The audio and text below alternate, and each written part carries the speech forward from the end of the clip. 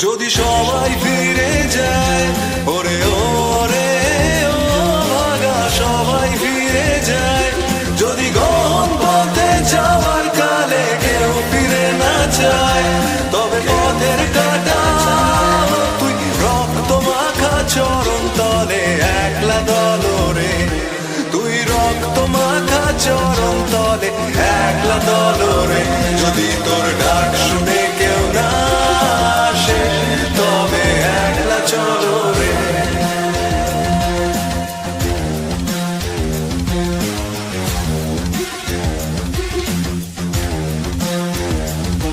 যদি আলো না ধরে, ওরে ওরে ও ভাগা আলো না ধরে, যদি ঝড় বাদলে আধার রাতে দুয়ার দেয় ঘরে, তবে বজ্রানলে আপন বুকের পাঁজর জ্বালিয়ে নিয়ে একলা চলো রে, আপন বুকের পাঁজর জ্বালিয়ে নিয়ে একলা চলো রে, যদি তোর ডাক শুনে কেউ না আসে, তবে একলা চলো রে।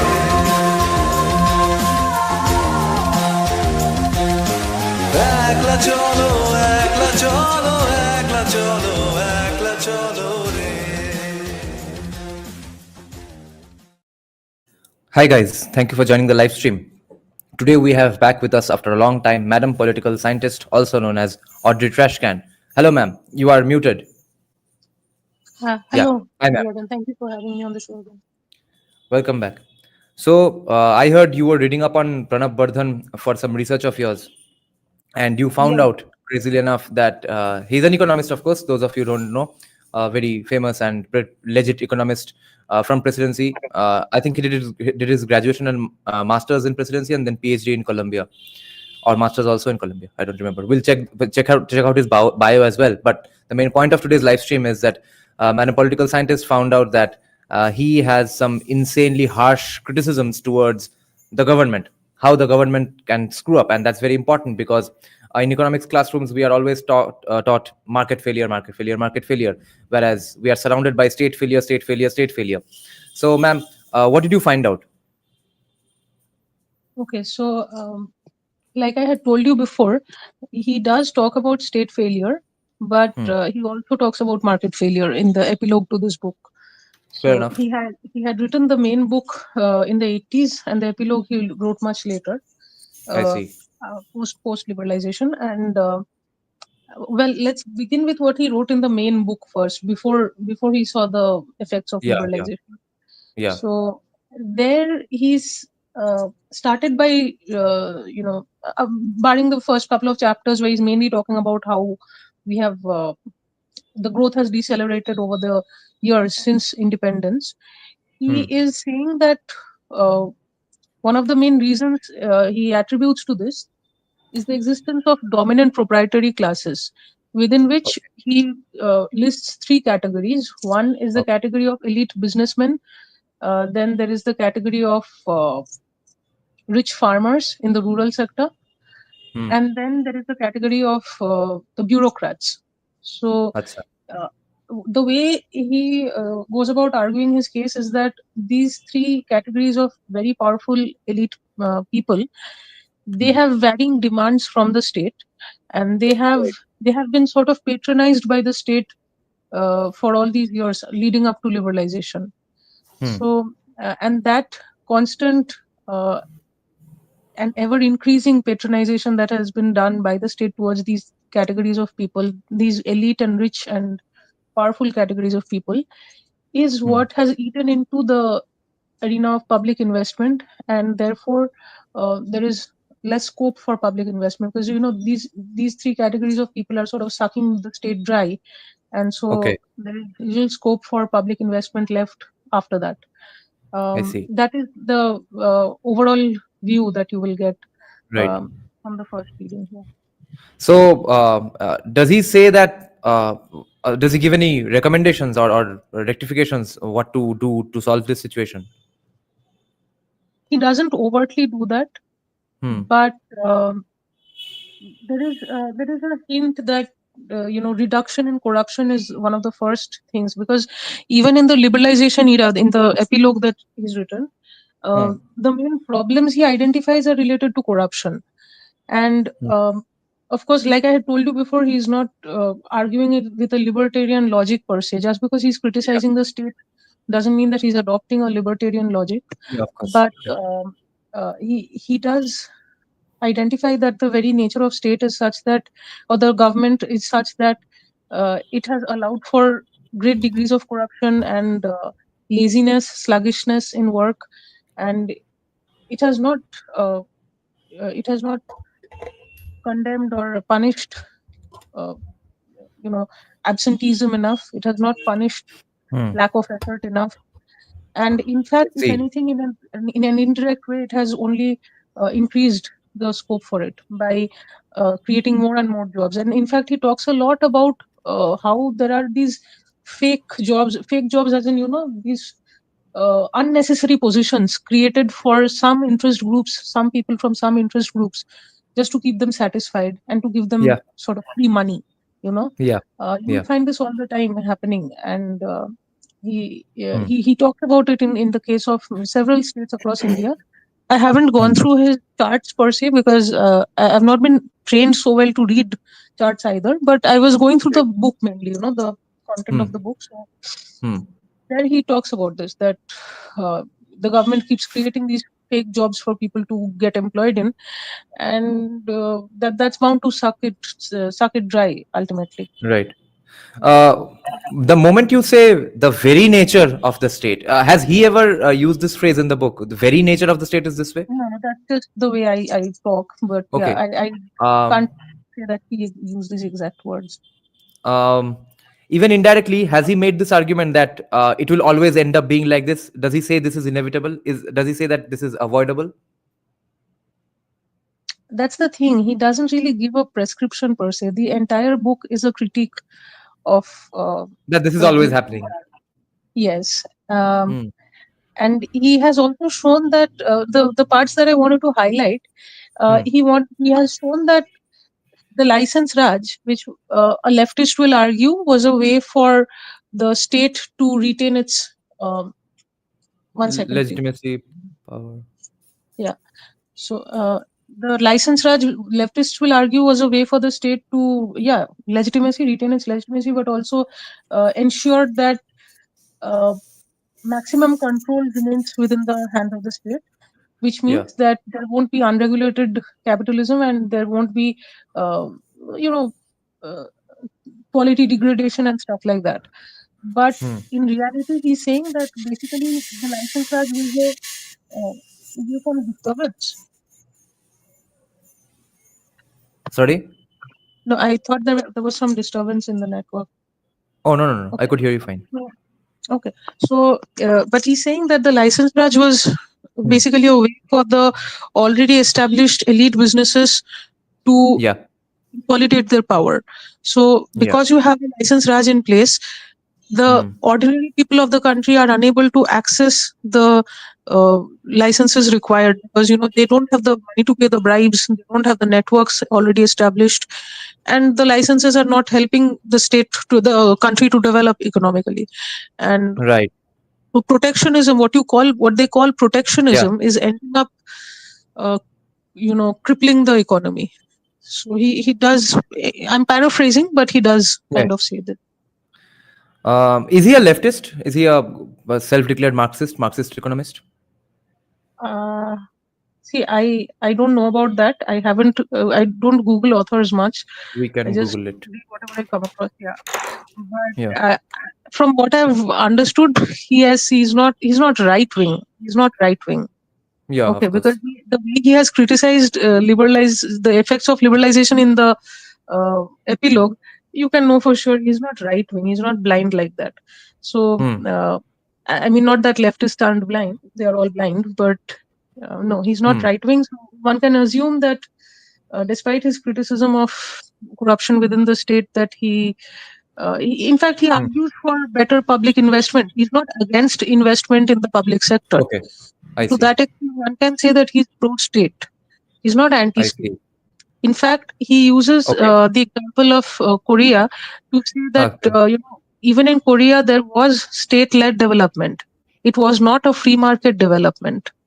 The difference is that in India, the development was substitution and closed economy and license Raj, which Yeah. ultimately led to crippling of the economy. Whereas in Korea, it was export oriented, and there Hmm. was great state control in Korea also, but that state control was not the kind that crippled the economy. It was the kind that incentivized more and more export. So you are Hmm. being pushed to compete with foreign markets, so you have to be better. And in the Right. process of constantly trying to improve your goods and services, you end up Hmm. becoming a more prosperous economy. Hmm. So that's the way he argues, and nowhere does he say that a complete free market is a good idea. To that Hmm. extent, I guess you can say that he's pro left. Right. What's the timeline of these writings of his? Which era is The he book writing was these in? published in the 80s, so I he must see. have written it around that time. Yeah. So at the peak of Congress power, he was criticizing the Congress government essentially. Yes, one can say that. um, Yeah. Oh, he was in USA already. He was teaching in USA, I think, from 1979 onwards. So he was pretty protected already. So uh, what I'm really realizing, yeah, yeah, go on. no, thank you for actually going through his the timeline in his life as well, because that's not something I did. I was just reading the Okay, book generally. So at okay, that time, he has written a little bit about Indira Gandhi also in this okay, in the first section of the book.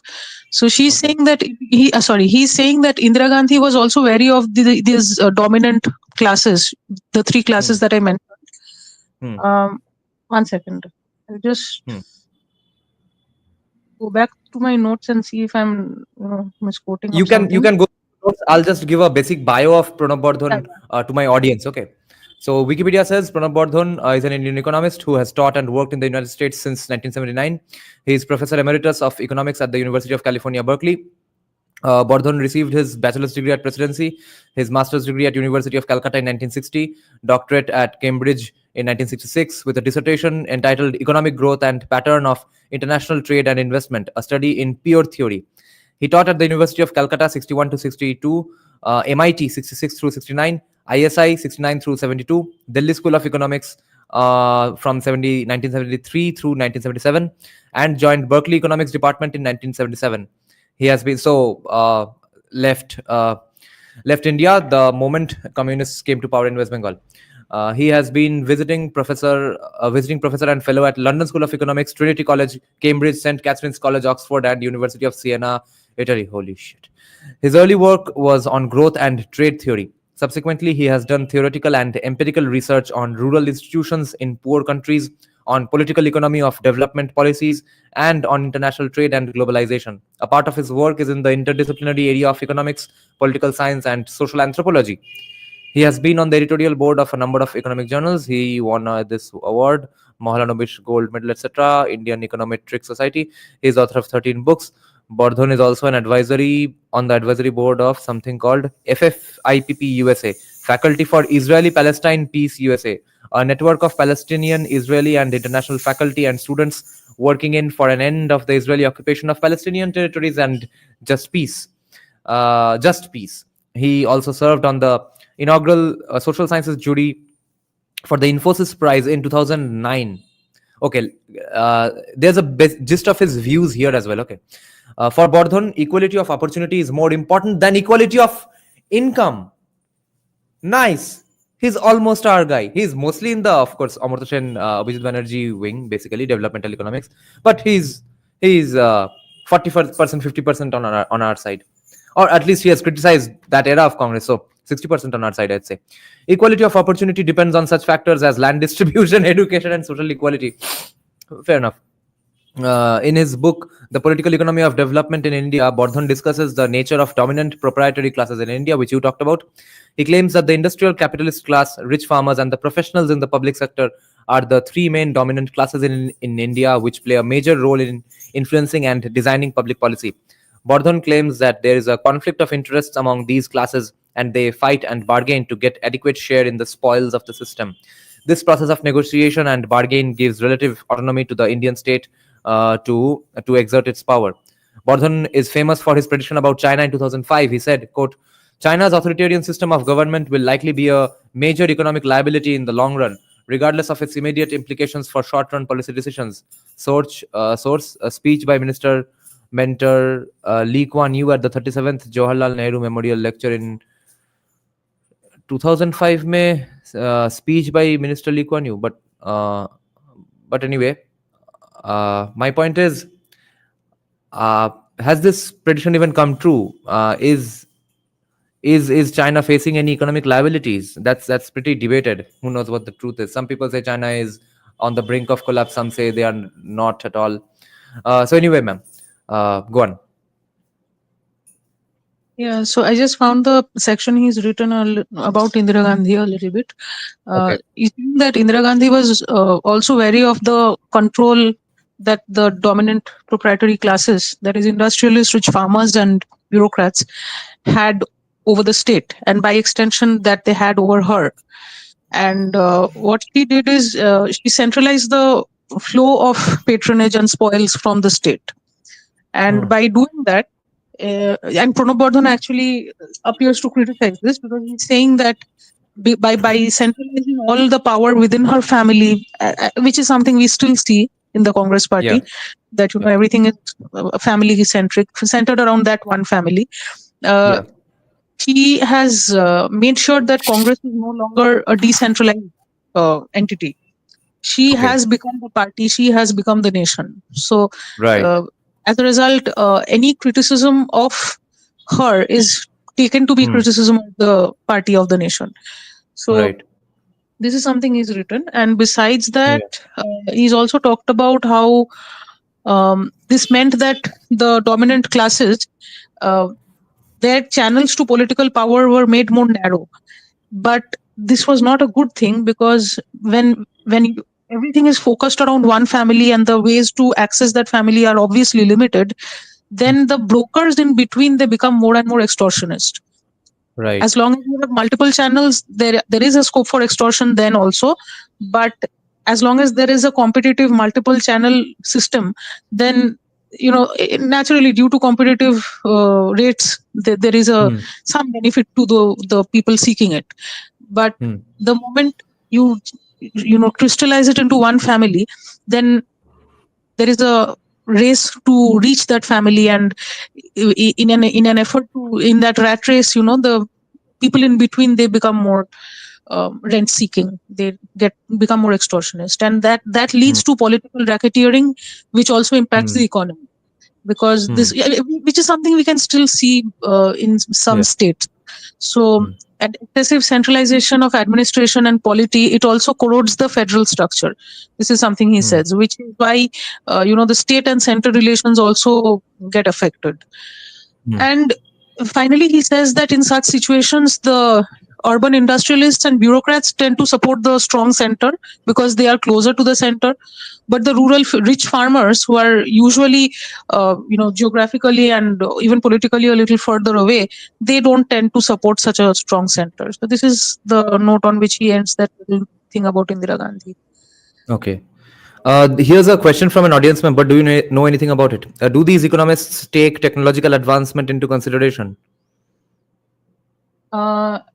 Partially, I mean, marginally, yes, they do. But most of his analysis is related to economy and society, and technological advancement is sort of tangentially referred to in some places, not all that much. I'm sure he takes it into account while analyzing it, but it may not always come up in the book. So, right. Yeah. Our viewer Boishalidi is saying Professor Audrey is back after a long time. Good to see you, ma'am. Thank you. Now, what I'm wondering is, would you say that the 80s and 90s of India produced some of the best scholars we have ever produced? Not ever, maybe at least in independent India, because and maybe some of the most groundbreaking and research that could have finally led India into a great new path, and maybe some people in the Congress were also encouraging this scholarship, because how is Nicholas Dirks doing the all the stuff on caste, which today would be considered right wing? Declan Quigley, though not Indian at least, but Irfan Habib in the late 90s on writes on caste. which is also goes against all caste myths in the mainstream. And Pranab Bardhan is writing these things against the Indian state, and the let's say bad side of big government in the 80s. Then in year 2000, Dipankar Gupta writes that book, Interrogating Caste. What was going on, do you think? And is it a recency bias to say that no, what was going on back then, that was better than what's going on today? Has there really been a decline, or there always have been some great scholars like this who have said things which are pretty fascinating and actually can do great things for the country? I think the last line you said, I agree with that. There always have been some people who are great and some who are worse than mediocre. But um, and the larger question that you asked about the Congress Party's orientation towards academia. Now, personally, I am not so deeply politically involved that I can give a very uh, accurate answer to that.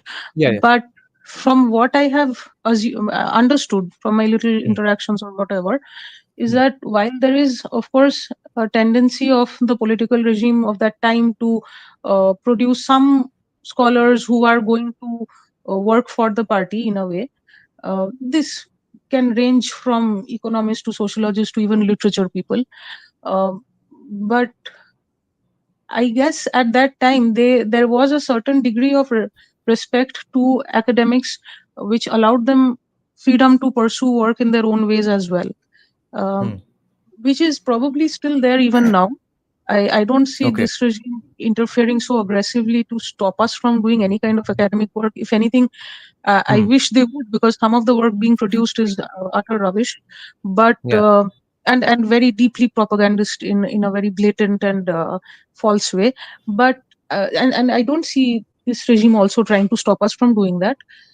But I don't know. I guess at that time, the freedom given to the academics was one factor, and I feel that the training was also more rigorous at that time. Wait. Your last sentence got blurred a little. Repeat just the last sentence. I'm saying that the training that these scholars received in schools and colleges, that was also more rigorous than the kind Exactly. of training we get now. Because school, ठीक है, I mean, I don't have any complaints. The schooling I got, I mean, abhi ka school to forget it. These days in West Bengal, Yeah. they don't even pass and fail. Everyone graduates till class 9, no matter how badly you perform in your exams. So, school system is terrible right now in West Bengal, government school system. I mean. But Yeah. during my childhood, I got a pretty good schooling. I mean, school life, and but when I started studying sociology in college, uh, it was uh, it was not good, because we were not taught Indian thinkers properly. This is not not in case of all colleges, but in some colleges specifically which have greater autonomy. Yeah.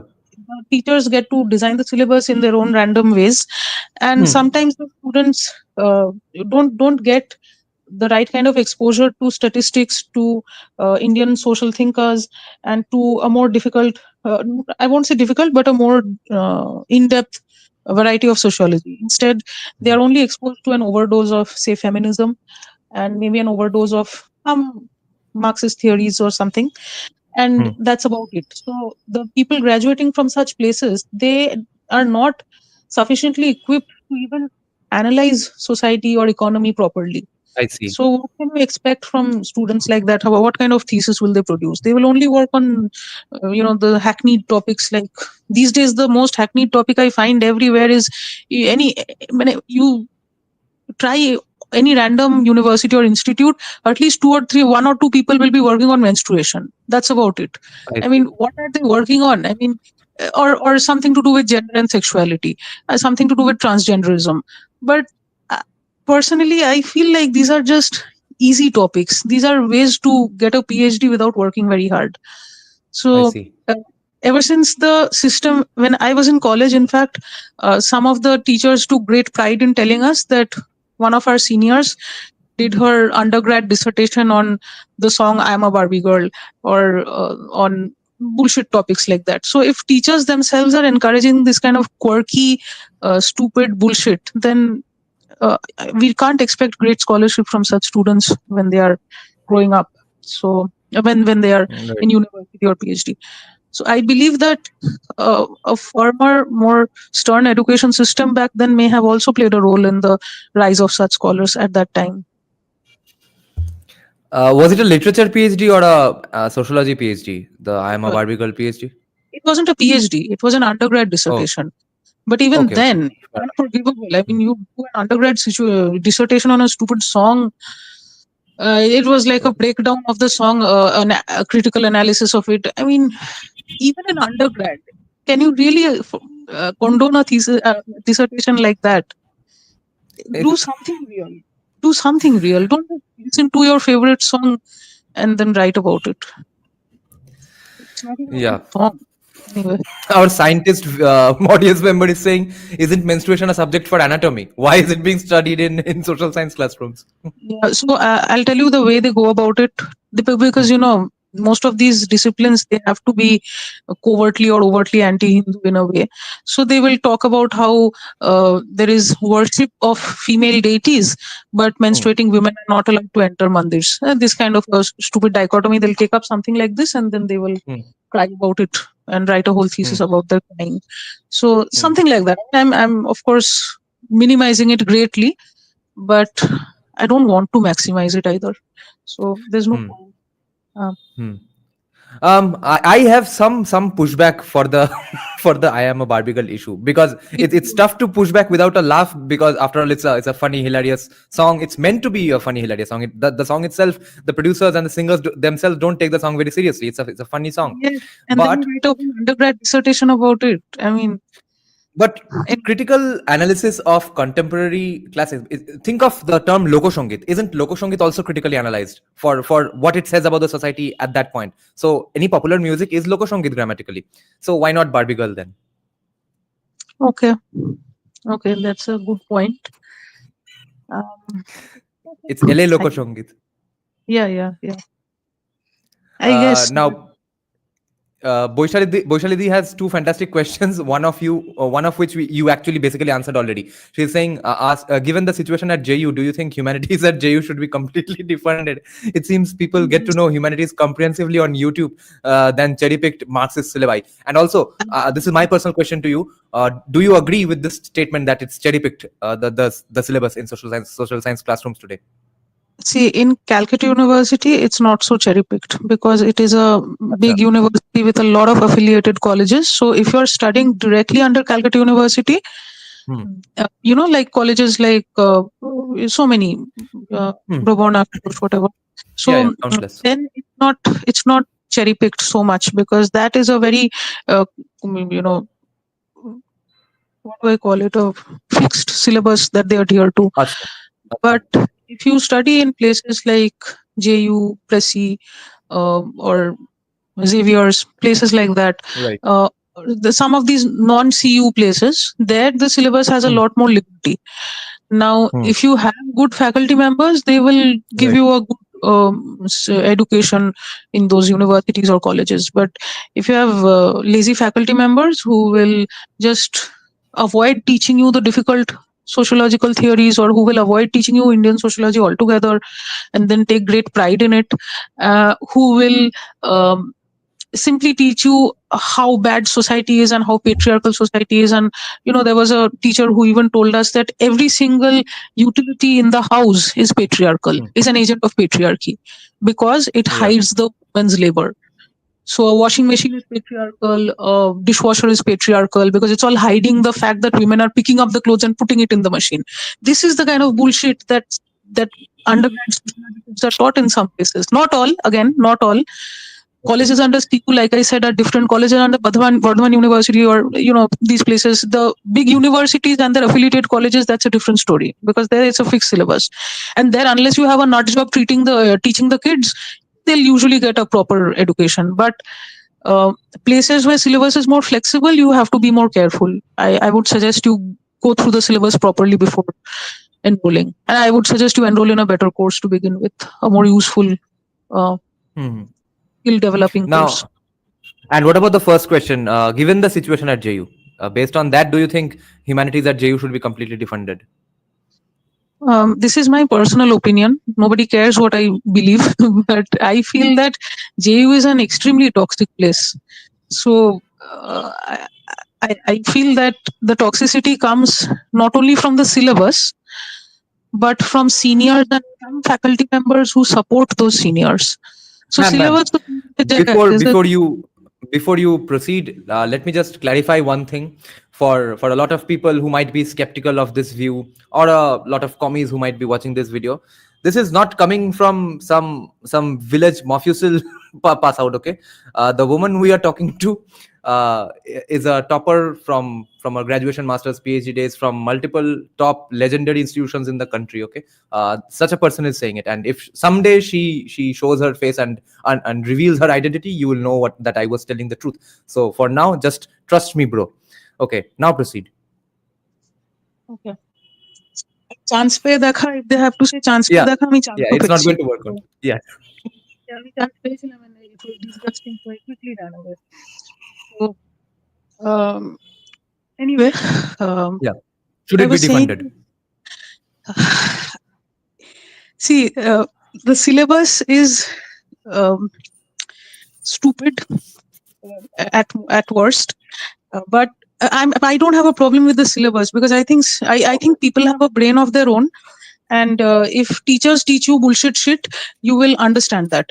Because every time that I was taught shit that I felt was unimportant or against my country or against my religion, I could see right through it. Okay, I didn't fall for I it. see.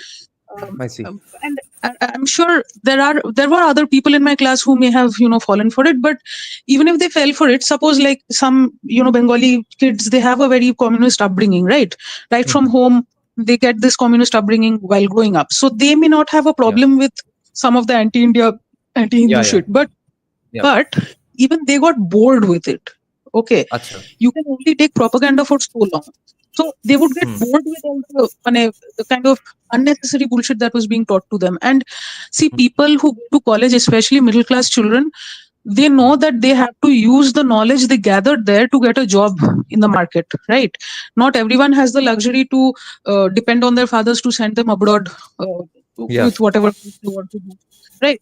Yeah. So, and I was one of those kids who knew that I have to build my own career. I need to get a job. I didn't have that luxury to, think that I'll be sent abroad for free. So, and people like me are indeed the majority in most colleges. So, when people like me see that you're teaching us in school, in college, that washing machines are patriarchal or that porn is empowering, that's not helping me to get a job. So people like me will always see through that stupid feminist propaganda and all that. So that's why I'm saying that syllabus may be bullshit, but people will not always fall for it if they have a bigger aim in mind. But the real problem in these spaces, especially a place like JU, is the toxicity of the seniors and how if you're not in a part of the ganja circle, then you're not cool enough. If you're not cool enough, then you won't have any friends, so you have to somehow find a way to enter those circles. Once you enter those circles, they start giving you the main drug as well as the mental drug to to fall for communist propaganda. And they will always give you half-ass information which will make you very indignant about what they're preaching to you. And the worst part is that in some cases, I cannot name the people like this Yeah, of publicly, course. but Yeah. in some cases, there are even some faculty members who encourage this entire toxic culture. And, Yeah. as long as seniors are doing it, there are people who can still avoid the toxicity of the place. They will go study and come back because seniors are not going to control your marks. But if there are some faculty members who are indulging these ultra political, clearly leftist, clearly anti-Hindu people, then it becomes an oppressive culture because faculty members control your marks. And no matter what kind of a student you are, whether you're the rich kid who gets to go abroad for free or you're the middle class kid who needs to get a job, those marks will help you get there, right? So that kind of a culture is just terrible. So if you Ma'am, are I asking, have wish I could just yeah. close down all the stupid Yeah. departments altogether. Because but uh, yeah, that's just my opinion. Who cares? I'm thinking you were saying that your the strata you belong to, that's the majority in Indian colleges, but is that the majority in social science classrooms, or is it the either the upper middle class or bit of the upper portion of the middle class only? Yeah, I mean, I yes, it. I mean, I belong to that same category, but I, due to some reasons, I knew I had to get a job. So Yeah. even people who belong to the upper middle class or up category who go to these Hmm. colleges, they Hmm. do need jobs at some point, right? Do they? So Because for them there's always USAID and NGO jobs and UN jobs and USA's PhD, or there's just, after all, at the end of the day, some rich guy to marry. Are they really interested in jobs? there are people like that. There are people like that, but Hmm. even they, I mean, now that I'm trying to remember a few of them, Hmm. Hmm. uh, there are a few of them who do deviate from this typical story of just going abroad with their father's money and enjoying that. There are a Right. few who deviate from that, and Okay. there are few who do go in this group. But Hmm. that strata is not that high in number, to be honest with you. Maybe in a class of 25, there may be 6 or 7 people who belong to that very privileged group, Okay. but the rest of the class does not. And there may Okay. even be some people who are quite poor. So yeah, it's a mixed Right. group. Okay. And the second nice question from Bucharidi is that why is every humanities subject boiling down to sociology, including performing arts? My personal opinion is that it's the mother of all academia, the sociology as a subject. But what's your opinion? Boiling down to sociology isn't just taking up the bullshit that some of the sociology people are preaching in Yeah, that sense. yeah, basically what sociology is teaching, that's getting trickled down into every other subject. Even STEM fields are getting affected by what's being taught in sociology. That's How are kind of the STEM? position of sociology, I think. They are being taught DEI, diversity training and stuff. Okay. And today there are social sciences being taught deliberately for this reason in IIT universities as well. Yeah, I don't know whether this is the main reason why sociology is being taught in IITs. The rule in those institutes, as far as I know, is that the BTech students have to take a minimum of 5 humanities or social science courses Yeah. in order to graduate. A minimum Hmm. number, I don't know whether it's 5 or 10. Okay. And uh, they have a range of subjects to choose from. So they don't have to Right. study sociology courses. They can Hmm. choose to take economics courses. They can choose to take Hmm. psychology courses. They can choose to take, Hmm. policy studies courses or, history courses, whatever they want. So the But humanities don't all is of the don't all of those subjects ideology come from sociology? no, sociology actually came the last, right? In Yeah. the trajectory of disciplines emerging. So Yeah. these disciplines came much before sociology. So Yeah. Yeah. one might But say when that sociology sociology, did emerge, didn't yeah. sociology swallow everything else, or at least that's the position today we are in? I guess today we are in that situation, and the worst part is, the kind of sociology being preached today. The Yeah. By which I mean uh, an excessive focus on transgenderism, on feminism, and I don't have a problem with feminism. Okay, feminism is maybe part of the reason why I'm able to, you know, I don't know, speak out loud, get a job, things like that. So I'm grateful Hmm. for the liberal feminist movement that may have happened in the West. That happened in the West, Hmm. but the variety of feminism that is being propagated today, which is radical feminism, is not only toxic, it is absolutely dangerous to human society, Hmm. because you're brainwashing young girls to think that they don't need to build a family, they don't need a boyfriend, they don't need a husband, they can just be a boss bitch and rule the world. It is Yeah. extremely difficult to be a boss bitch. I don't have a Hmm. problem if a woman becomes a boss bitch. Go ahead and try. It is extremely difficult. Okay, and most of these lazy girls taking up sociology in college, they don't have what it takes to be a boss bitch. Okay, Yeah. look at all the boss bitches around the world. How many of them studied sociology in college? Yeah. Yeah. That's what So, I was going to say. Those of you who have what it takes to be a boss bitch don't need sociology. or- huh. So, and to be honest, if you look at the generation of our grandmothers, it's not like aggressive women didn't exist back then. Even then, Yeah. there were women who dominated. Maybe they Yeah. dominated the household and the neighborhood instead of dominating a whole Yes. company. but Yes. they did dominate. They were in a sense boss bitches, but it's just Yes. that being a boss bitch was different. But anyway, the point is that um, where was I? I was talking about social. So Yeah. what Yeah. sociology has come down to now, Yeah. Yeah. uh, excessive dose of these things. I Okay. There was a point of time where after watching that movie Danish Girl, I was quite empathetic about transgender rights as well, and I still am. I don't have a problem if transgenders have the right to do a job or whatever. But if you're going to push it down my throat, and if you're going to Hmm. start entering the schools of children and start telling Hmm. them that they need to change their bodies, that's where I draw the Hmm. line. That's Yeah. borderline pedophilia. Okay, Yeah. so Yeah. the point is that all of these things, feminism and transgenderism mainly, that is what sociology has boiled down to these days. That's the saddest Right. part. A Hmm. discipline which at one point of time was about exploring unknown spaces of human society has now boiled down to gender politics and Yeah. pronoun. That is just This is why I'm. sad. This is why I'm taking Abhay Agarwal's question here. Define sociology. Oh, define sociology. Okay. The definition has actually shifted over the years. Like I Yeah. said, Of the course. early sociologists like Durkheim and Weber, they would actually collect, they would study data and reach conclusions based on a lot of in depth research. So that was what sociology used to be, where they studied statistical data or whatever, old manuscripts, things like that, and they would derive conclusions from their study.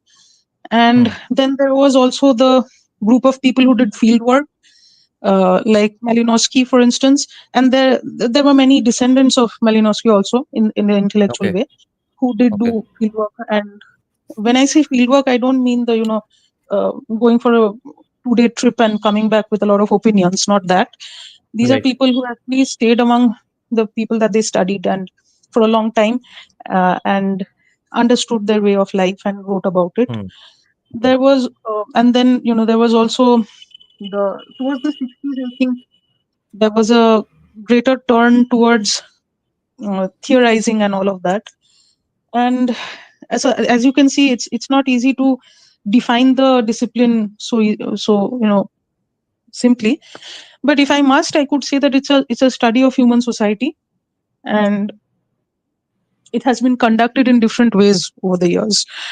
But right now, the problem I have with this discipline right now is that it has almost given up on all of its forefathers, the sociological forefathers. I mean, the people Yes. who created the discipline have been reduced to tiny bit in the syllabus, and they are not taught with sufficient reverence. I forget reverence. They are not taught properly in some places, Hmm. and this leads to, and instead of that, you have this pushing of easy topics of transgenderism and topics like that. And it has come to a point where if you just do some feminist related work or uh, some work that ridicules the conservative way of life, something like that, you're gonna Past Kashmir and possibly feminism. Three yeah, ways to do your PhD easily. there are other ways of ridiculing conservative cultures as well. So these Hmm. three are, yeah, easy ways out. Yeah. And anything that has been made too easy is not going to help the people who pursue it. Hmm. Um, not Let not me. that I Yeah. support Yeah. Go on. unnecessary hard work. Now, I'm not saying that unnecessary hard work like a donkey is not also not something I support. But Right. uh, if there is no creativity in what you're doing, if you're simply doing something to please um, your professors because you know that this kind of thing is what they want to hear, it's not going to help you to survive in a real market. Yeah. Hmm. Let me reframe this question and ask you again. Then let's say, what is the point of sociology? What do you think its role is? Mm. I don't have an answer to that because the role that Okay. sociology can perform can be performed easily by political science and economics and history and all these other disciplines as well. One could I see. say that it's sociology is a discipline where all of this comes together, so you get a I taste see. of each things if you have the Hmm. right syllabus and the right professors, and Right. which allows for a more diverse perspective on things. Right. Diverse in terms of You. discipline. Yeah. Yeah. Go on. I meant diverse in terms of discipline, not DEI. Yeah, yeah. We have some interesting questions from our viewer M Shastri. We'll get to that. Before that, I have one or two questions to get through. You mentioned something interesting, that even CU is a little less to be blamed here, in terms of how insane the syllabus is, or how, uh, let's say, anti-India, anti-Hindu the syllabus is. But overall, is CU a good university just because they don't have that insane syllabus, or that crazy syllabus? Let me ask you to rank CU, Xavier's Presidency, and JU in terms of liberal arts and social sciences, or especially social sciences, because I still personally have a lot of respect for presidency's syllabus, because at least it's world class. At least they are producing quality scholars. We probably disagree with them 100% on most on things, but quality is still quality. Does CU have quality? Yeah, if you ask me to rank, I would also probably put presidency on top. And I see. and in terms of social sciences, you ask me to rank. So I'm not talking about commerce, science, and all that. Right, right. Yeah, presidency, I would also put it on top. And but a close Okay, second would actually be CU rather than Xavier's or JU, because okay. uh, or I don't know. JU would definitely rank last in my opinion, simply because even if they have good professors in some departments, there is the toxicity is too extreme right now, especially. And maybe in the past it was much better, but Yeah. I know a few people who graduated more recently, and their Hmm. experience was not good. And Hmm. uh, presidency also, they have a very highly politically volatile, Yeah, politically of active course. culture. Yeah, That, yeah. but there is somewhat less pressure on individual students to take part and be deeply involved in all that politics. If you wish to, Yeah, you could still choose to abstain from all of that. yeah. So, Let me yeah, just interrupt you a little. Interestingly, that was the case even when I was getting into college, because I always had friends who were really great in studies. I was the worst in studies in my friend circle. So among my friend circle, when I passed out of school, all my friends went into either JU or presidency. I was the only one who didn't get into JU or presidency. But when I used to visit JU with them, I had a different experience, and when I visited presidency with them, I had a different experience with them. Now back then I'm a leftist. All my friends are leftist. But even then, I remember telling my presidency friends that I'm just getting a different vibe in this campus that I'm not getting in JU. This campus in presidency seems like a place to study. The exact term I had used was Gyan Chorchar Pithosthan. Okay, I think anyone who knows Sanskrit will understand what I just said. Do you think it has something to do with the architecture of the place? Because JU is just random government brutalist era bullshit Congress buildings, whereas presidency is actually beautiful. it is certainly beautiful. I'll agree Hmm. with that. But Hmm. can we really blame the whole thing on just the architecture? The What's respect and different? the Why is JU different? I feel it's because of the people. Like I primarily blame the seniors and the invested professors, the professors who have an interest in grooming students. Not all. I won't blame all Hmm. professors. I won't say all are Right. like that. But the Hmm. few that are like that, and I might even say a minority of the professors are like that, even in Right. JU. Okay, Hmm. take up each department. If they have an average of seven or eight professors, maybe just Hmm. two or three are like that. But the problem is this small minority of overly political, grooming oriented professors are more vocal and more oppressive and uh, less easy to handle Hmm. than the more academic oriented one. So Right. that's the thing that I think that these are the people who are making JU a toxic place, I and they see. are the ones who are also grooming the seniors. The seniors are accordingly grooming the juniors. So Hmm. I think recently the news came out today, that there's some Hmm. guy who committed arson in JU, right? Oh, Some I first don't know semester about that. guy. Yeah, I don't know about that. in Republic Bangla. I saw this news that some Okay. first semester guy in JU he set some building on some place on fire, either on campus or somewhere, I don't know. So first semester guy, man, he's barely 17, 18 years old. What the hell Hmm. is wrong with him? Who is instigating him to do this? So I feel that, see, when we are teenagers, there is a tendency towards breaking rules. We are fascinated by breaking rules, right? So even when I was a teenager, I loved the idea of breaking rules, bunking classes. Who doesn't? Everyone likes to have fun when they're young, right? But um, AU, what it does is it takes this tendency, this delinquent tendency of young teenage people or early 20s people, and channelizes it into a direction which makes them think that their delinquency is morally right, because they think that they are breaking down a system which is morally absolutely wrong. And as if just breaking, as if, first of all, as if setting fire to a building will break down the whole system. Number two, as if breaking down the system will be a much better system in its place. Number three, as if imposing their idea of utopia is a communist rule. So as if imposing communist rule is actually going to solve any problem. It's going to make things much worse, because there the state has complete control over human life. I can't even begin to get. I mean, we all the people watching this podcast surely know the problems associated with communism. So I won't waste time on that. But see what they are doing. 17, 18-year-old kids setting fire to buildings because they think that this is the right thing to do. Surely this is because they really feel justified at some level, right? At some point, maybe they're thinking that, yeah, I'm so cool, I'm so, rebellious. That rebellious streak is getting satisfied, I get it. But for rebellion, how far will they go? With rebellion, you can only go so far. But if your rebellion is buttressed by a morality which your professors are endorsing, which your seniors are endorsing, which all the cool kids are endorsing, then that is when the problem begins. And that's what's happening in JU. From my own experience, this is what I can say. Yeah.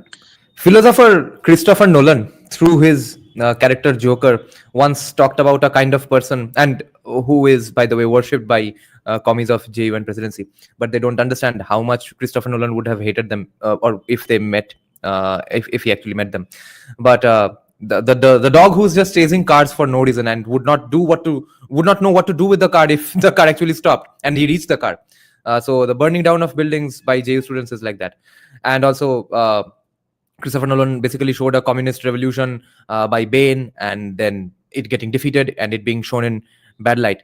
And my second question is, why is CU a close second according to you in your ranking of best social science places in Kolkata? Because they are less haywire with their syllabus. That's why. What about in terms of quality of scholarship? Yeah, in that sense, I may not be so happy with that, but and also in the sense of when we were growing up, when we were in college, CU marks was notorious for being very low, and a lot of our classmates and all, they suffered because of this. So marks is important, right? And in CU, if you get very low marks, then that affects your future career as well. So in that sense, yeah, it's not a very good experience. Although recently I have heard that people who are graduating from CU now, they're getting better grades. Probably because a young lot of professors may have joined who are more empathetic and who give higher grades. I don't know. But what about quality of professors in CU? Very I've diverse. heard some nightmarish stories from CU sociology professors about CU sociology professors. I don't know about MA, but for BA, it's very diverse because a lot of colleges are CU, and these colleges all don't have the same recruitment terms. Exactly. Some professors are recruited through public service, some professors are recruited through college service, some professors are recruited privately also, I think.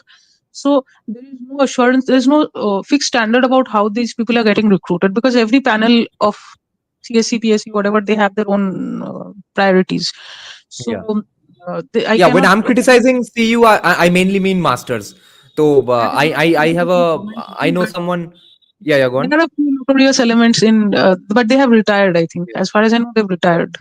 Okay. So I know some professors, some from friends, of course, who teach you like you the worst stereotype of Indian teachers. They just come to the class and read out a portion from a paper and just leave in this monotonous voice. Okay, this is what Max Weber said, bro. Now get the fuck out of my classroom.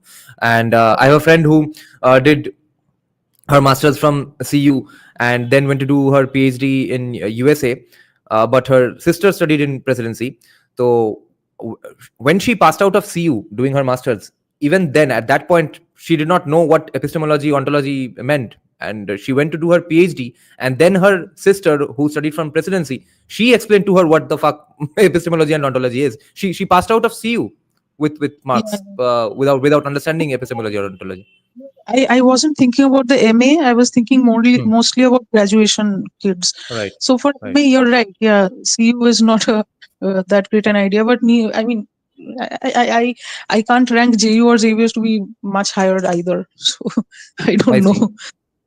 Um, uh, I'm curious about this. I have no idea about Xavier's in social sciences. How are they? Are they, is the syllabus bad, or the teachers bad, or are they good? Well, as far as I know, the way that things are taught there is more. It doesn't adhere to any fixed CU syllabus all the time. So there is greater liberty to teach whatever you want to. So Okay. that is, in my opinion, not always such a great thing, because Okay.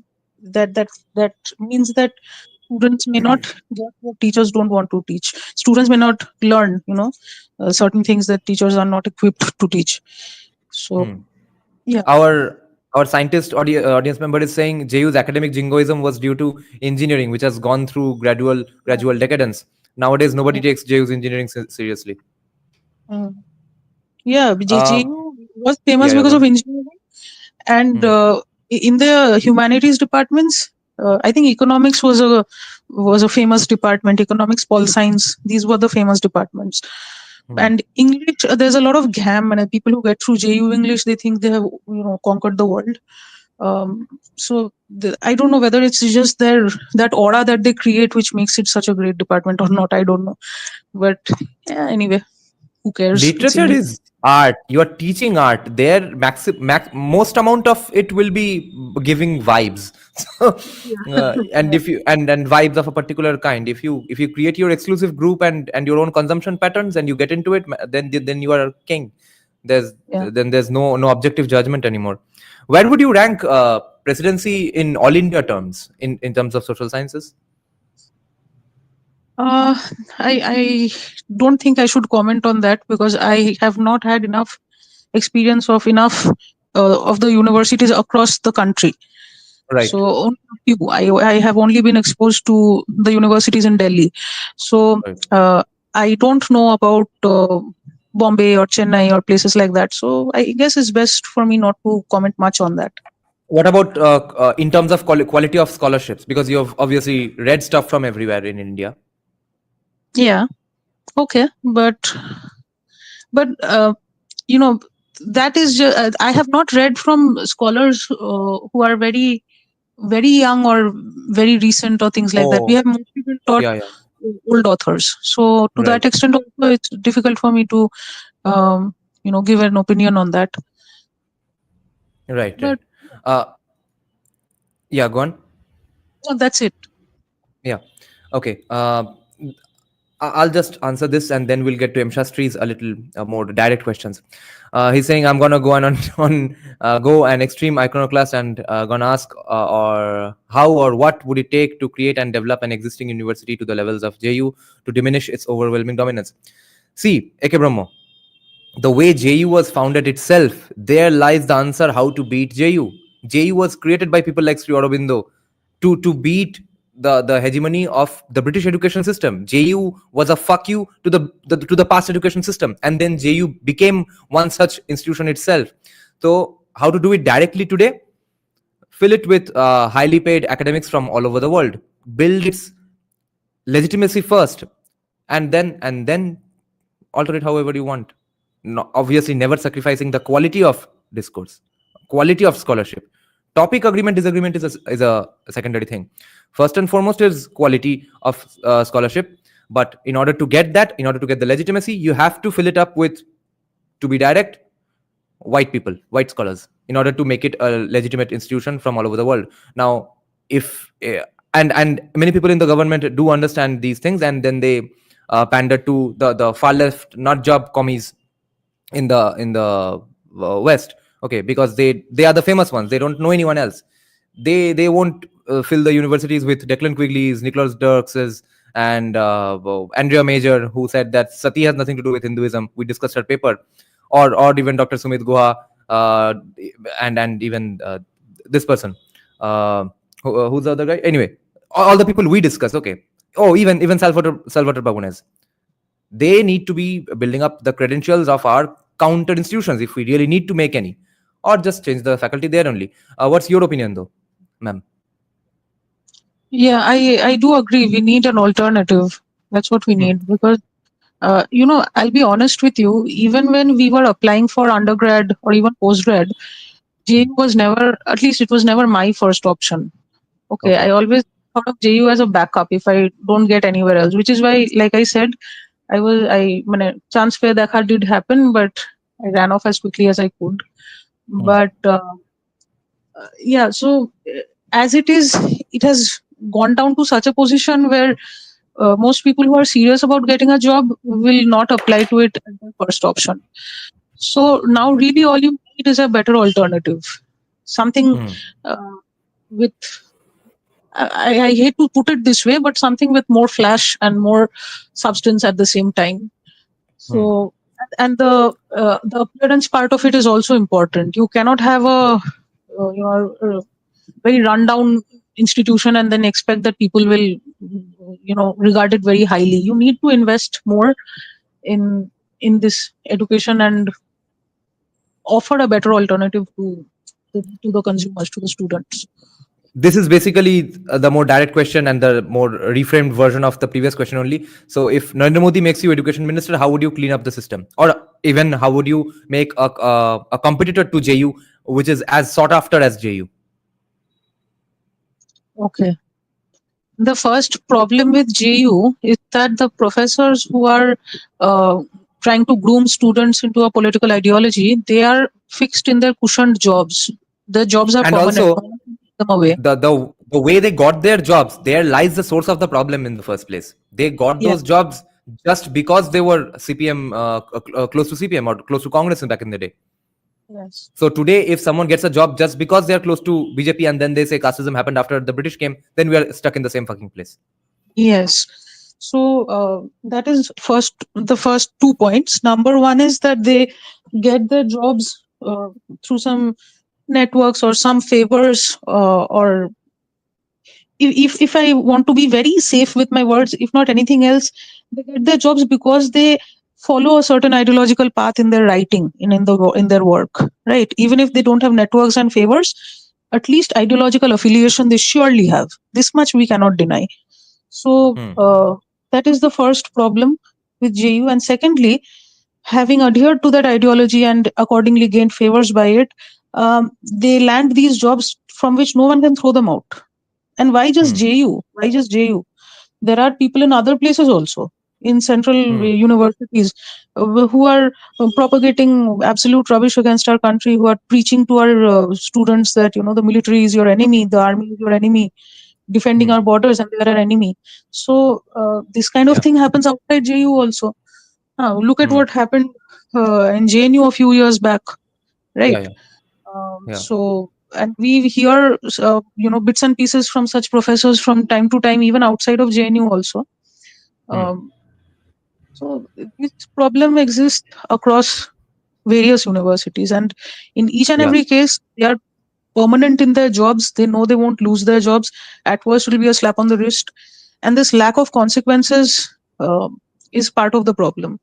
I'm not saying that we should have a dictatorial rule where you have to adhere by one government ideology and nothing else. I'm not saying that, but really, I mean, someone goes on TV and says that Hinduism was invented 200 years ago. Before that, there was no Hinduism. Someone goes on TV and says that Hinduism needs to be dismantled during G20, and she faces no consequences for it. Really, I mean, how does that happen? So this is the first problem, and this is the reason why they can keep up their anti-India work. Secondly, how would I do things differently? One is like, Neeraj, you yourself said that an alternative is important, and I believe that it's not just white professors, but also across races or across whatever, people who have accomplished enough to make a name for themselves in their particular domain. Yeah, And this is, of course, fact is that Europeans and white Americans have been able to do that quite well. Uh, I'm not going to deny that, and therefore it is generally believed that you need to hire white people to lift the status of university. that's how places like UAE, Hong Kong, Singapore are doing. All of them have quality elite institutions today. All of them started out by hiring white people and credentialed proper scholars Yeah, from the yeah, West. that's the main thing. I mean, white, but also credentialed proper scholars. That's the Yeah, second part obviously. what I would like to Yeah, yeah. focus on more. Because I'll tell you why. Because a few years ago, there was this gender-related some workshop in some institute here, and I attended it online. And there were a couple of white people there. I think one was half white, one was full white, Okay, British white that too. And okay, he's not a very famous guy. Okay, okay. he's a professor in some university in his country, but he's not very famous, not accomplished much, and terrible. It was terrible attending his lectures. I hated it. Okay, he knew nothing. All he had was some very easy propaganda articles, and he just discussed it in the easiest way possible. And so that's why I have a problem when people say white. Okay, so it's not just white. Add a couple of Yeah, yeah, qualifications along with that, and yeah, then that's what we need. yeah.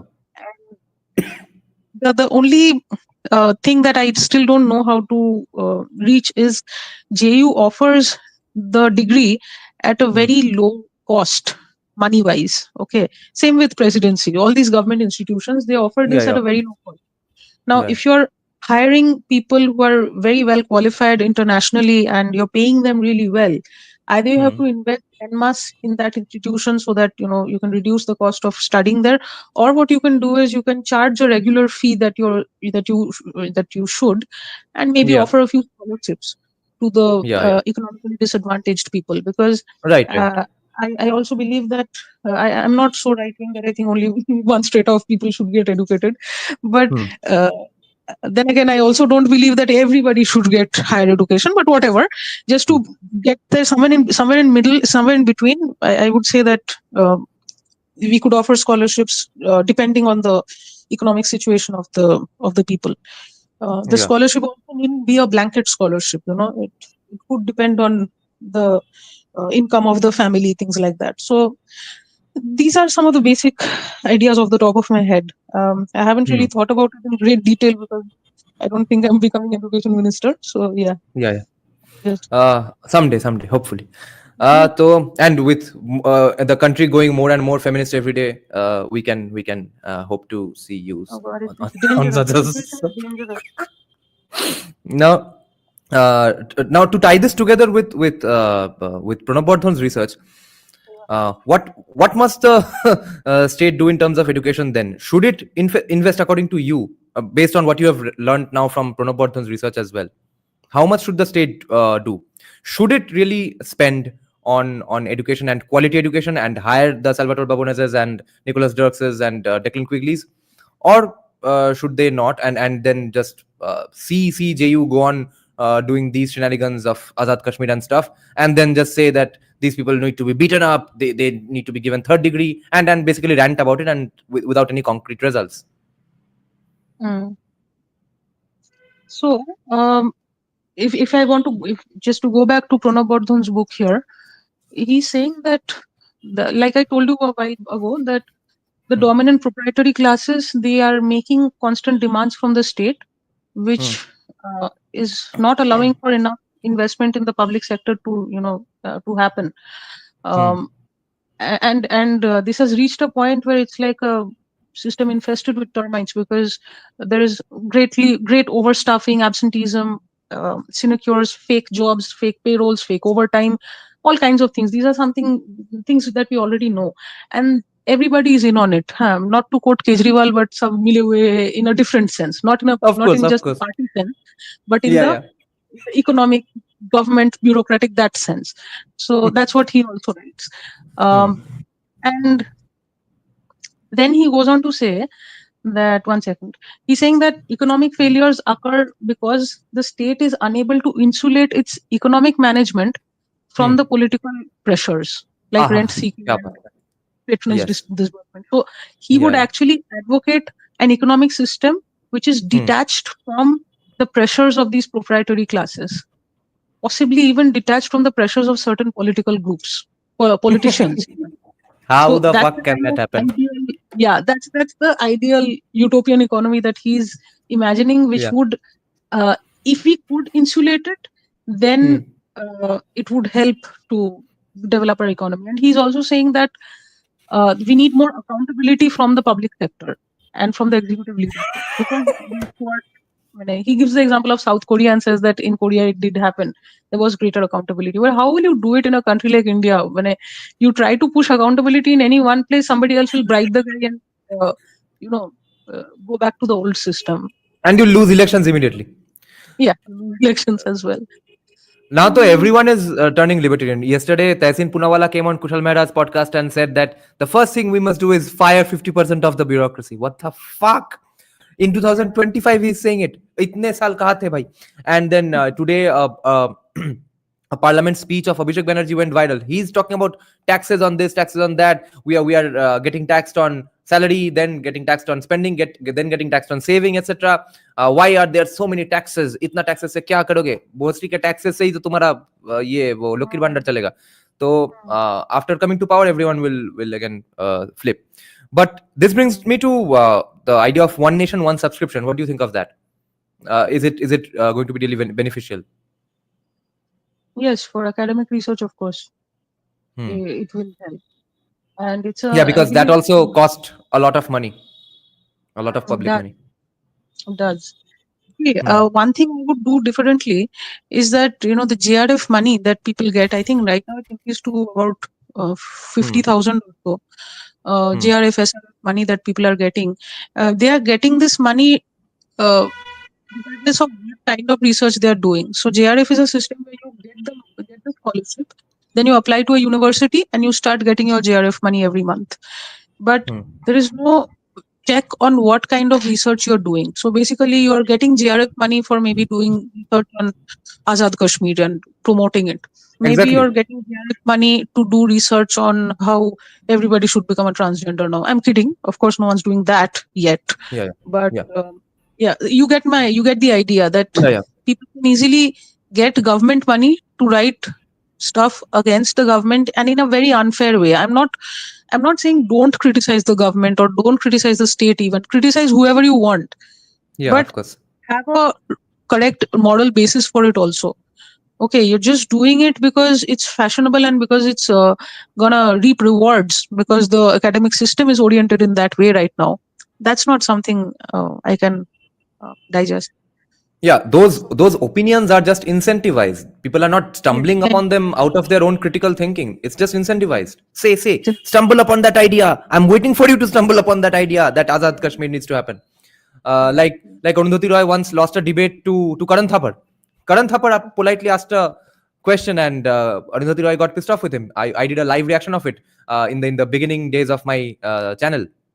So at one point, Arundhati Roy said, if the people wanted Karan, if the people of Kashmir wanted, then it should be given to them and it should become a different country. And a friend of mine from presidency said that when I was a leftist and but still had some brains, I said, what's even the point of Azad Kashmir? Because it's just going to be a small country and Pakistan is going to gobble up.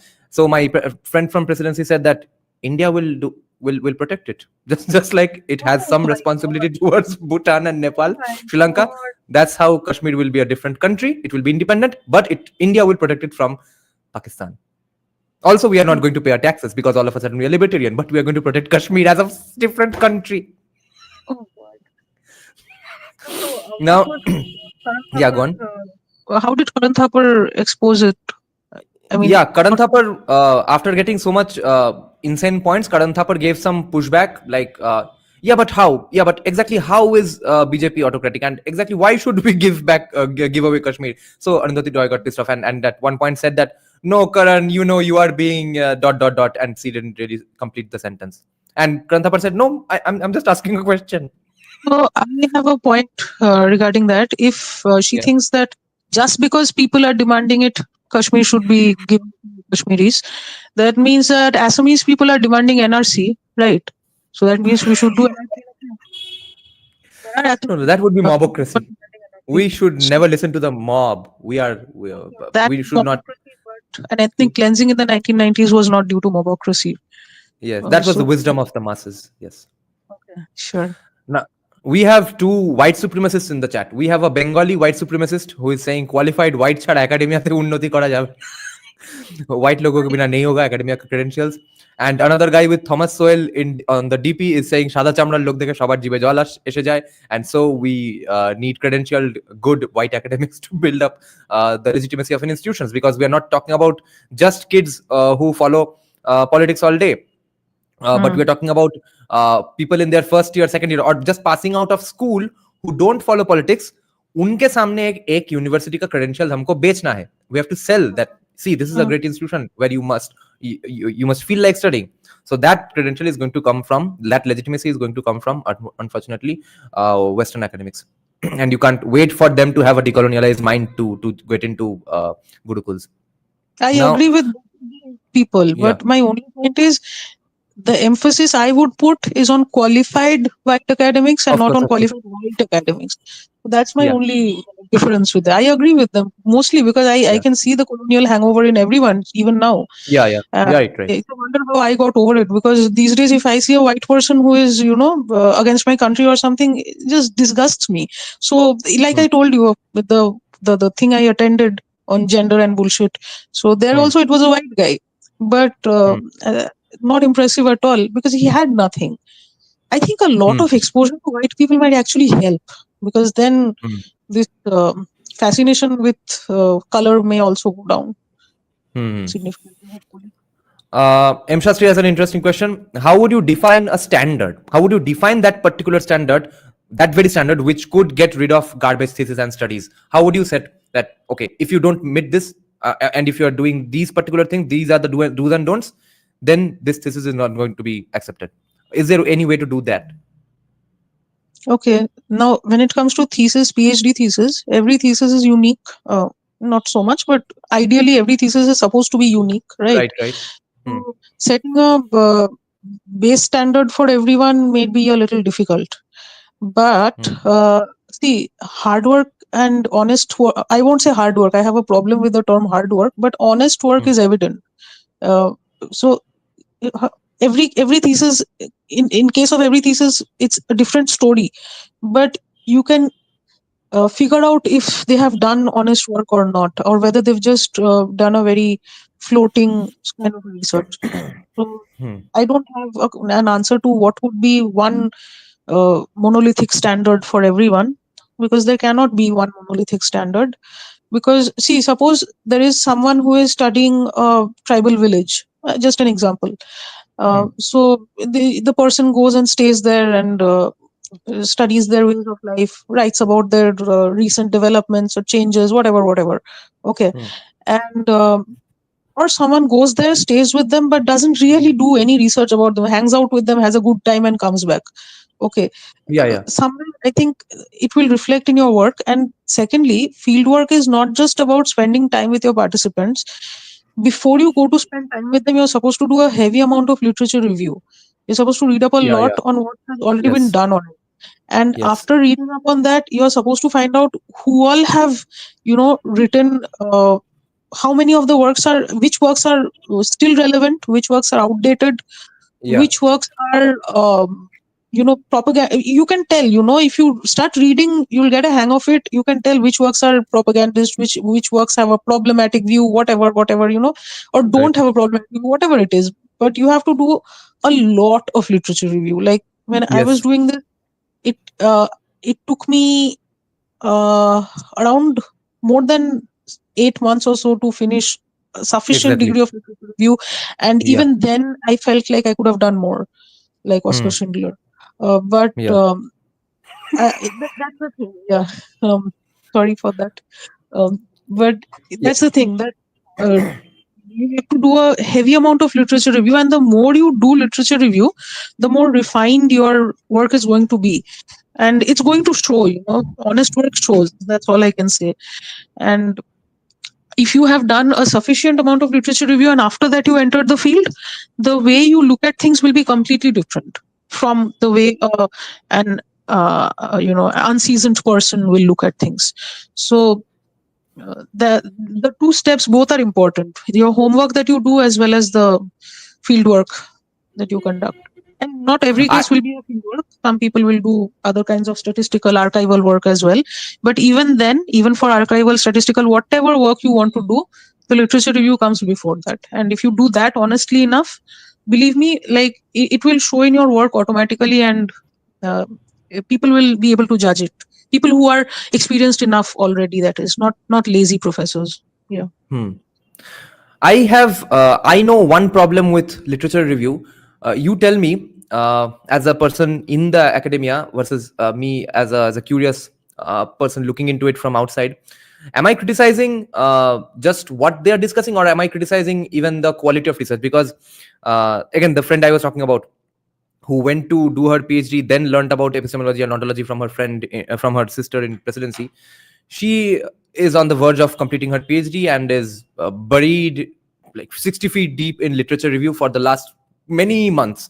Whenever I speak to her, it's all literature review 24/7. Okay. But and she's not studying in any Ivy League university in USA. It's, let's say, second tier university in USA. But all the stuff she's having to review, it involves a lot of American history, history of racism, etc. All of that is pure fucking propaganda. Everything I am whenever she is saying that, see, this is an interesting facet of, I learned about the dark days of USA, and I'm debunking that her shit in 5 seconds. And then she says, no, you can't say this. This is not the case. You are listening to some Republican propaganda. And I just say on every topic repeatedly, month after month, for the last 2 years, basically, whenever she brings up the stuff she learned in literature review, that, okay, Google it, find out whether I'm factually right or not. You are just reading some bullshit commie or woke interpretation of it. She says, oh yes, you are right. But is her quality really sacrificed, or is she just turning into a person who will do quality research, but I won't agree with it? What is being sacrificed here? As long as she's understanding, when ultimately, if she's understanding that all of Yeah, that because has hard work तो हो ही रहा है यहाँ पे, but uh, on propaganda stuff, on manifesto kind of stuff. you'd need a critical eye. Then you'd see one variety of literature review is what your professors and all will suggest to you. You should also like diversify from that and maybe read the alternatives. But you're right, this kind of a topic, it's a little difficult because a majority of the literature that the person will get will be biased in some way or another. So it's difficult. Like I said, each thesis is going to have a unique process. So the standard in each case will have to be redefined, I guess. Do people in academia really get time to read or study anything outside their syllabus, especially in their PhD days? Is it Not in possible? the PhD days. Not in the in my experience, not in the PhD days. But soon after I finished my PhD, I actually went, dived right into everything that I missed out on for those few years. Right. Okay, But here's an interesting question. Yeah, go on. no, during PhD, it's very, very difficult to indulge in Yeah. other things. For me, it Yeah. was, yeah. Yeah. All my PhD, social science PhD friends say the same thing. Oh shit. পেনের ঢাকনা দিয়ে জামায় ঘষে দিলাম. Shit. It's a nice t-shirt. But JRF money is yeah, go on. I was saying it's a mark of an intellectual, don't worry. Yeah. Now an audience member is saying, but JRF money is temporary, right? Money, even if you get money for 2 years, 50,000, how does it matter? The cost of scrutiny will be higher, don't you think?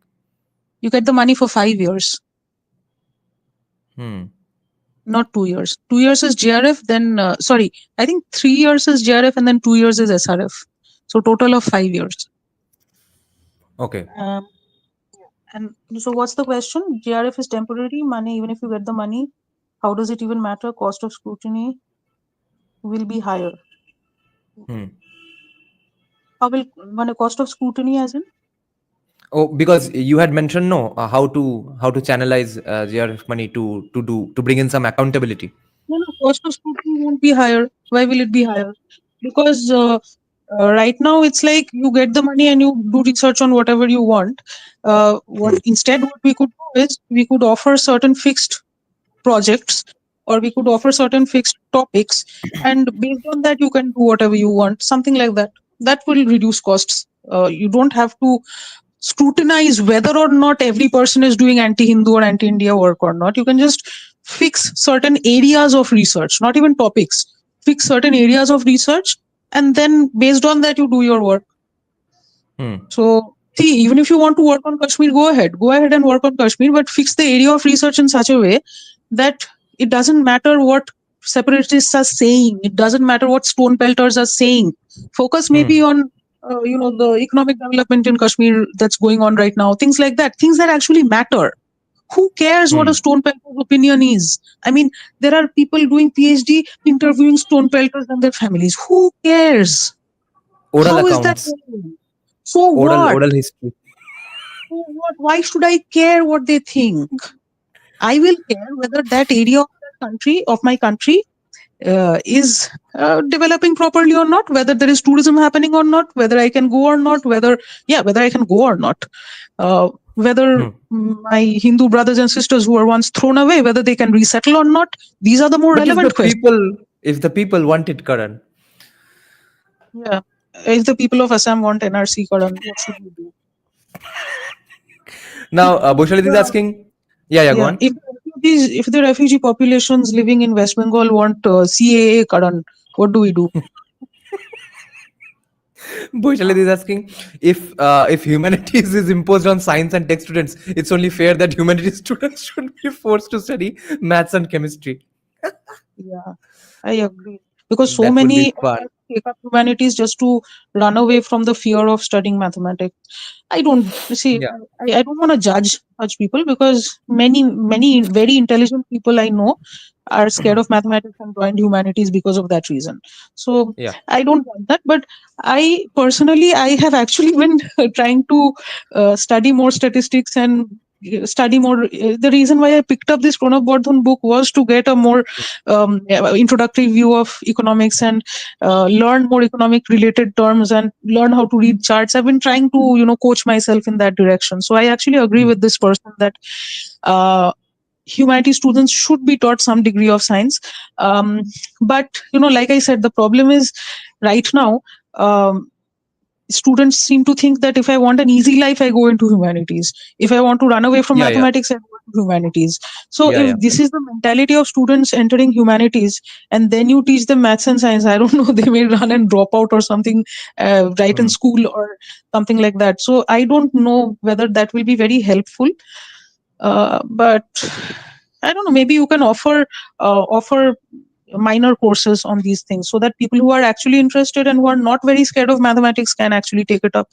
People who are scared, who don't want to do this, they don't take it up. Because why make college experience toxic, or high school 11 12 experience toxic, uh, just to because these people who are afraid of mathematics, they are genuinely, they are traumatized by that discipline. Okay. And I see no, and they are not all of them are growing up to be leftist people, anti-India people. No, very much nationalist people also, but they may be scared of mathematics. It's not their fault. So pushing it down their throat, I don't know whether it helps. But maybe, like I said, maybe offer additional minor courses. That way, at least people who are interested, they can have a go at it. So In general, I think Indian teachers are really bad compared to the West, and that's, I think, in every field, because the people who do in the end join maths or get into maths or STEM because they like it, it's mainly because of their upbringing, the environment that was there in the family, where everyone kind of celebrates STEM and everyone had studied STEM, and the people who fear it because of the teachers, not because of their upbringing. And Me, as a college dropout, whenever I have done any course on insane topics, that stuff that I would not ever dream of studying when I was in school and college. Only I got interested in them because of my interest in politics, stuff like finance or economics. I did all these courses on Coursera. Okay, political science. I have seen that all of those professors teach so well.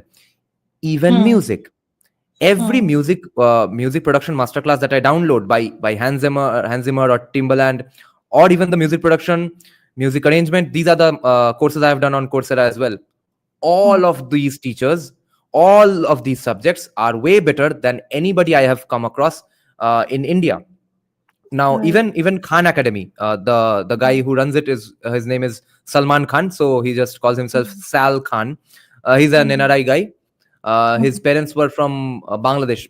No, they were from Murshidabad, as far as I remember.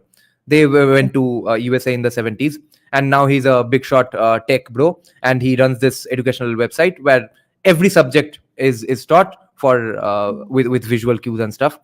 There I was taking up a bit of a maths course because I needed some help with my finance course on Coursera.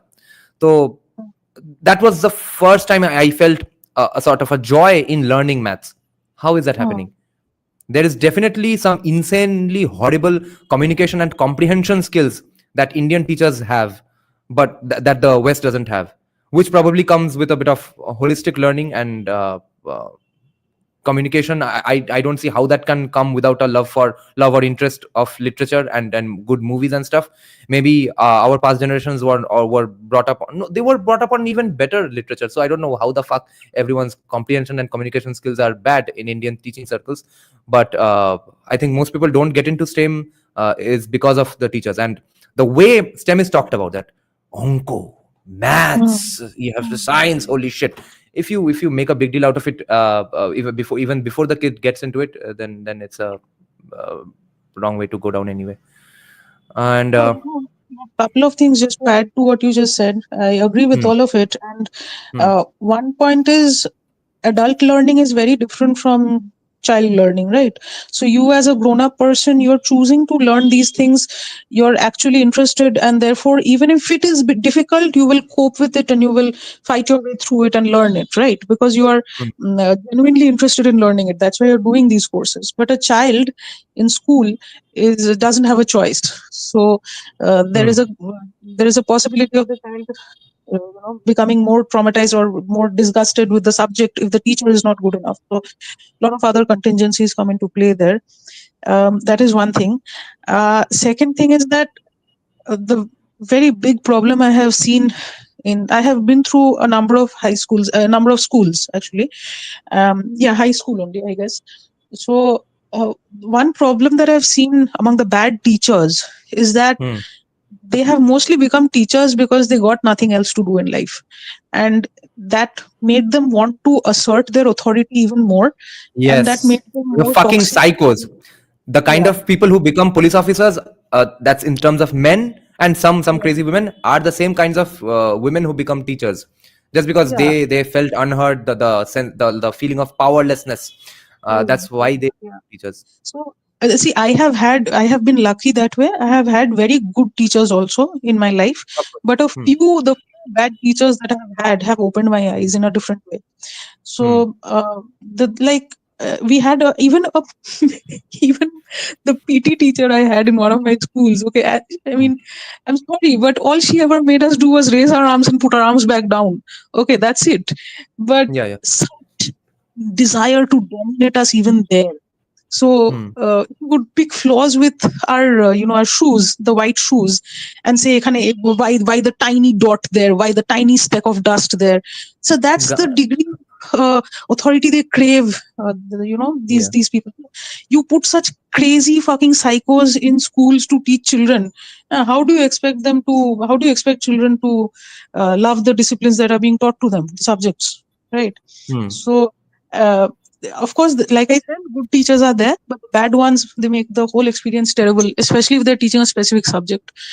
Yeah. So, and these are, Now, the bad yeah, go on. teachers are the bad teachers are usually not people who wanted to be school teachers all their life. Okay. Hmm. So they are mostly people who couldn't do anything else. So they are teaching in a school. Now this is a big problem. Like if you're teaching children, you're framing the minds of the future, and you're doing it because you had nothing else to do in life, then the product won't be very good that comes out of you. Yeah, We need yeah. people who want to be in school, who want to teach in school, who know the importance of grooming children, teaching children. So that's the thing. Yeah, coming back to West Bengal, our education system is fucked anyway. People are leaving anyway. On top of that, we have a bunch of people who are doing protests on the streets just to get a government job for 6 years, 7 years, because they are not qualified to do anything else. The market won't pay them for any fucking thing, not a Yeah, single thing. They have to wait and wait and wait for that one government job to teach. And yeah. when the camera people get to their faces, th- Just imagine, why not any other government job? yeah, Okay, because they and know that this is, then they say they have a passion for teaching. That's why they are on the streets for 7 years. oh God, yeah. Just imagine if someone like Donald Trump and Elon Musk do over to come to power in West Bengal, what would happen then? I mean, they're already serving notices to people saying justify what you did the last week.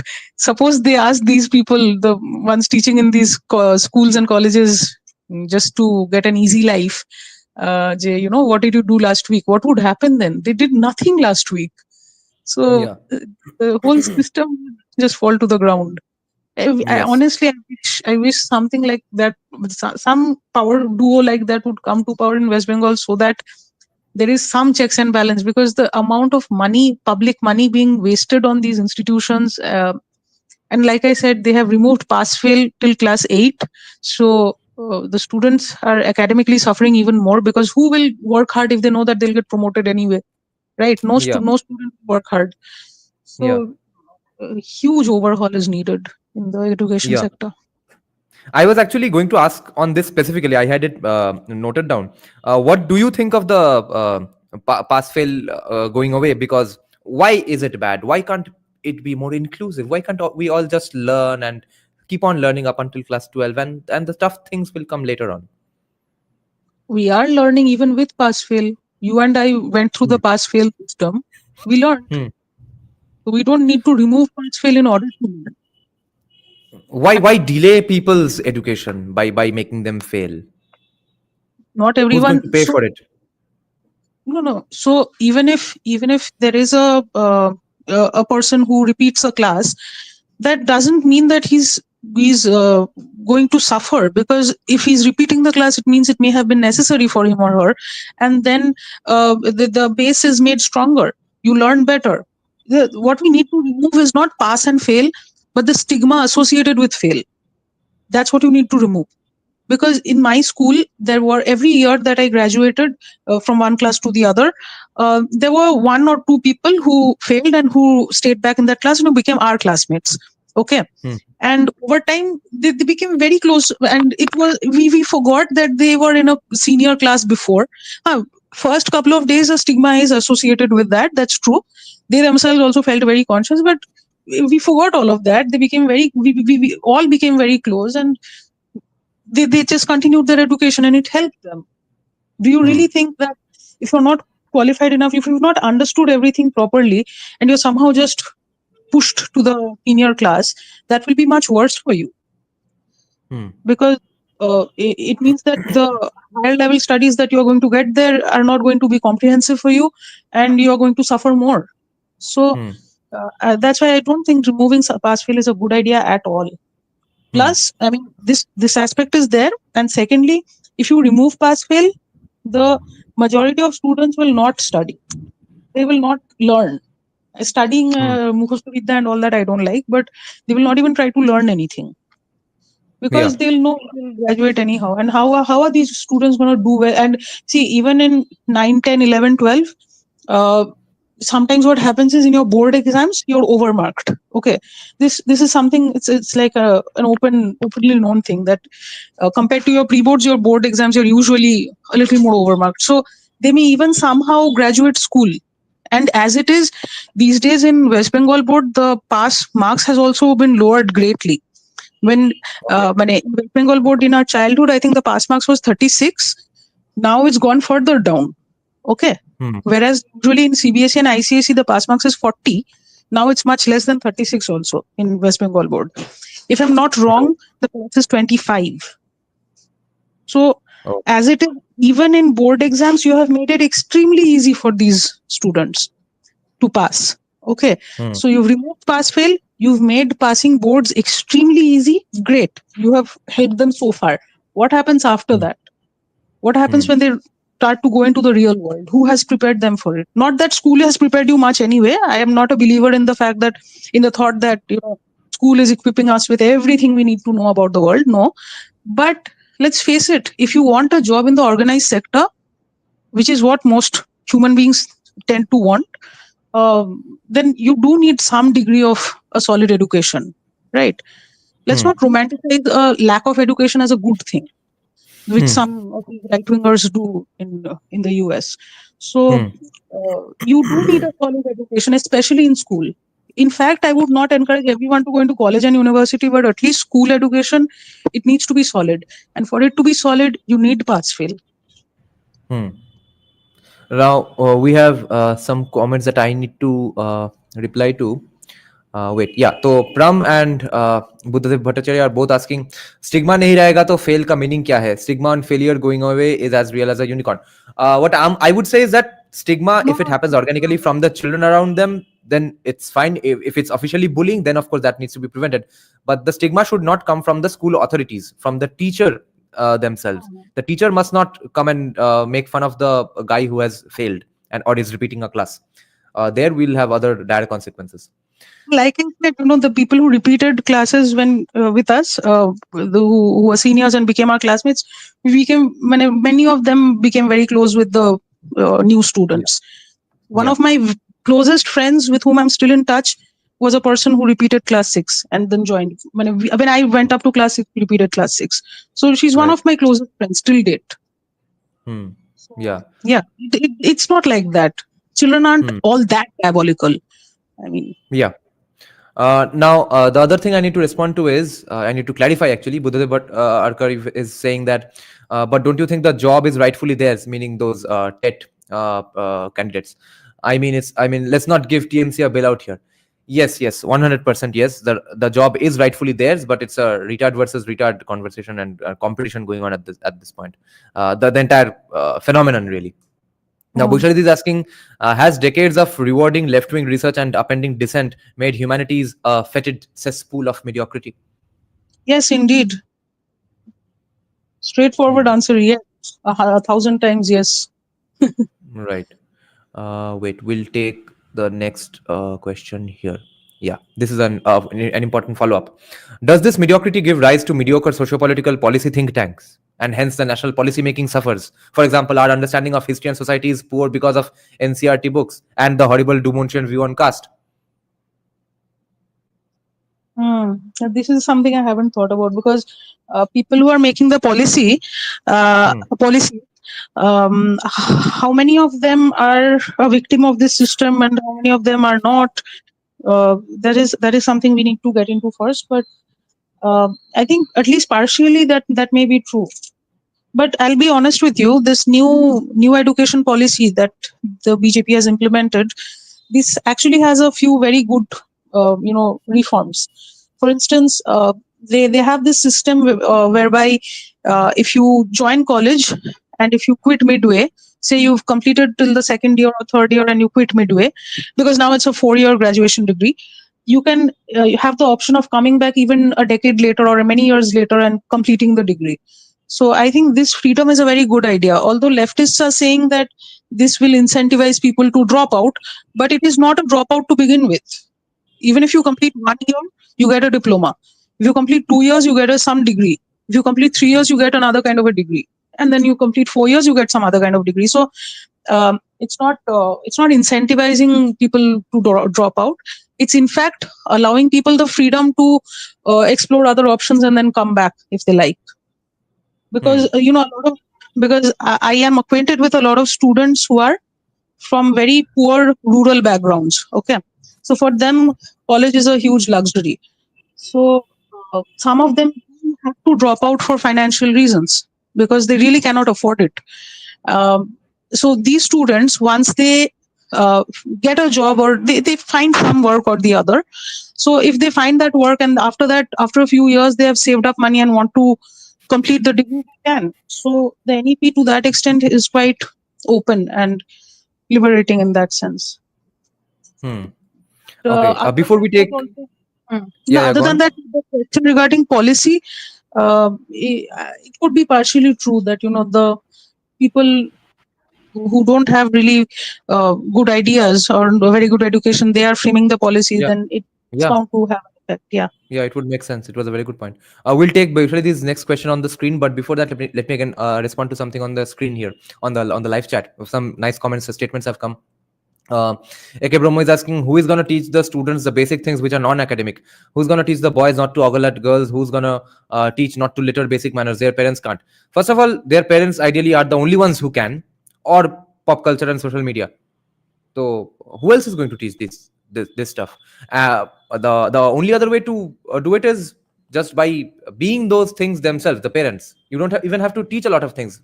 Kids generally emulate, and if you emulate your parents littering the streets, or you see your father ogling at women, then you are done. Next comment is, if their parents could teach them discipline, then these rising cases of violence against women or sheer lack of basic civic sense wouldn't have happened. Yes, it's a big discipline issue, but also how the father treats or talks or interacts with the mother. There lies a lot of it as well. Um, there's one other big important factor in terms of preventing crime. Think of the broken window theory, based on which Rudy Giuliani cleaned up the streets of New York. That if there's a neighborhood where randomly, in India's context, it happens in a different way. I'll mention what's the Indian context according to me as well. But let me tell you what was going on in New York at that point when Rudy Giuliani was the mayor of New York. That randomly, one fine morning, a street or a neighborhood which had nice, let's say, Bhadralok people. One fine morning, you see some random window pane is broken, or an abandoned building. That building's some of the window panes are broken because somebody has just for fun broken the window. Okay, throwing some stones, or there are graffitis here and there, which are usually done by kids who are just being naughty, or who are jaywalking. Okay, for no fucking reason. Rudy Giuliani starts arresting those people, and the entire crime rate goes down, because a person who is prone to breaking those rules to some degree are also prone to who about there was some statistics like 60-70% of them would go on to do much bigger crimes. In Indian context, think of some neighborhoods that are gradually going to dogs today. A peaceful neighborhood that middle class, well educated, nice Bhadralok middle class people grew up in.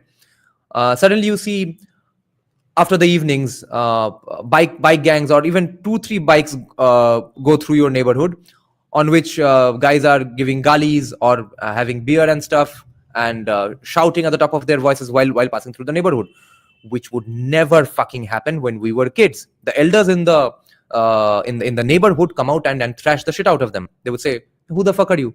Why are you shouting? Why are you using abusive words while passing through our neighborhood? What the fuck is this?" And there would be a huge ruckus. So all of that is gone. So the how to apply broken window theory here is to make people pay a huge fine, or do jail time for animal cruelty, because anyone who does animal cruelty is also more prone to do crime later on, especially violent crimes, especially crimes against women, because animals and women are the same things to those kinds of people. They are just physically vulnerable people on whom I can finally, the bully who has never felt never felt power, I've always felt powerless. On these species, I can finally exert my authority, physical dominance, power, everything. Like, remember what Kevin Spacey said in House of Cards: everything is about sex except sex. Sex is definitely about dominance and a bit of politics, but rape though is definitely everything other than sex. So our animal rights, animal cruelty laws are a fucking joke. Do you know what the punishment is if you actually get proven to have abused animal, a random animal, not a protected national animal, or any animal? It's something. It's, I think, 50 rupees. I think Narendra Modi came in and made it 100 rupees. Okay, So if you are letting all these people go scot fucking free for torturing some animal to death for no fucking reason, you are absolutely filling the streets with potential rapists and torturers and big time murderers forever and after.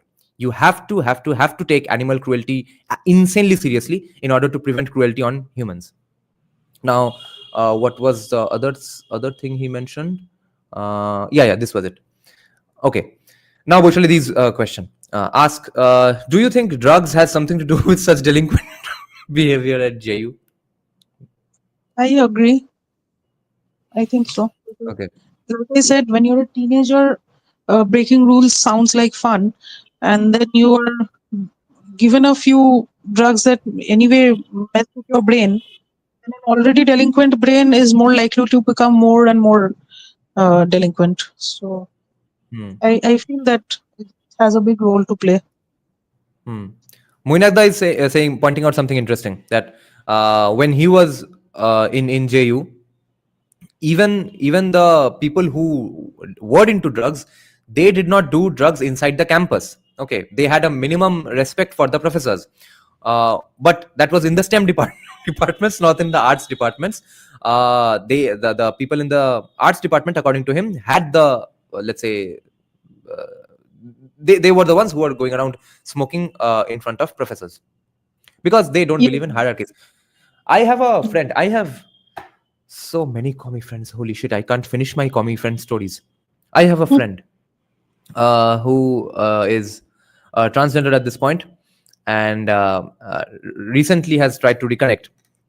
Now he, who is now she, has a video on YouTube because he's a professor of a particular subject, assistant professor or some like this is his first year of teaching basically.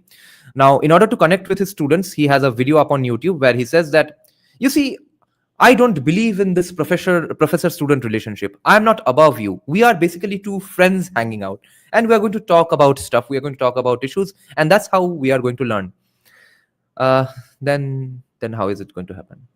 Without any authority, if you are going to look to breaking down hierarchies everywhere in every fucking context, you are going to try to break down a thing which is in fucking inevitable, then you are going to screw up the entire institution. There's no way around it. Next What question is the is, need? What is the need to break the hierarchy between professor and student? How? What good thing is it going to lead to? as if you are going to become a good teacher, a good communicator, good articulator, just because you are equal to the students. What Yeah. what the fuck is this logic?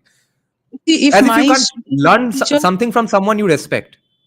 exactly, and if my teachers were to pamper me too much, I would have taken advantage. I wouldn't have submitted my assignments on Yes. time. I wouldn't have studied. I myself would have done that. I confess Yeah. it. So why incentivize that behavior by pushing a stupid narrative of equality? Yeah. I mean, respect has some weird connotation for them. Bushalidi is asking, do you think it's more difficult to publish right-wing dissent in international publications than mediocre left-wing work that toes current lines and hashtags? It has been more difficult from personal experience, I can say. Um, there are times I have submitted some articles, and I would at least like to know where I went wrong. If you're rejecting me, at least tell me where I can improve. So there aren't even any comments regarding that. They just outright reject it. But in the same journal, I sometimes see meaningless stuff getting published sometimes, and um, another time. Yeah, there has been a few times where they have given back comments and I have improved on those comments. I've sent it back to the same journal, hoping that this time they will publish it because I've improved based on their own comments. But then some other set of comments come back, and some of these comments even directly say that why aren't you showing more political mobilization, more unrest, because they always want to show India as a continuously in a tumultuous light, as if there is no stability, economic growth, nothing. It's just always in a state of tumult and fighting with the government. There's never any peace. That's the kind of narrative that's very encouraged, and maybe they didn't. I'm paraphrasing, of course, but The sense you get from their comments is like that. So if you toe the line and if you show that, oh my God, India is in such a terrible state, then chances are you'll get published better.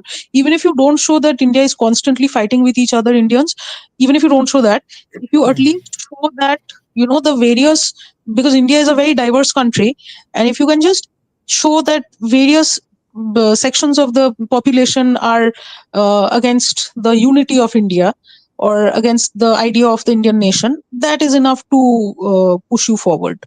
Wasn't it Arundhati Roy in one of her very old interviews with Salman Rushdie was also there, another woman was there. It's a very old interview where she said that in India, everyone, if they look hard enough, everyone is a minority. Okay.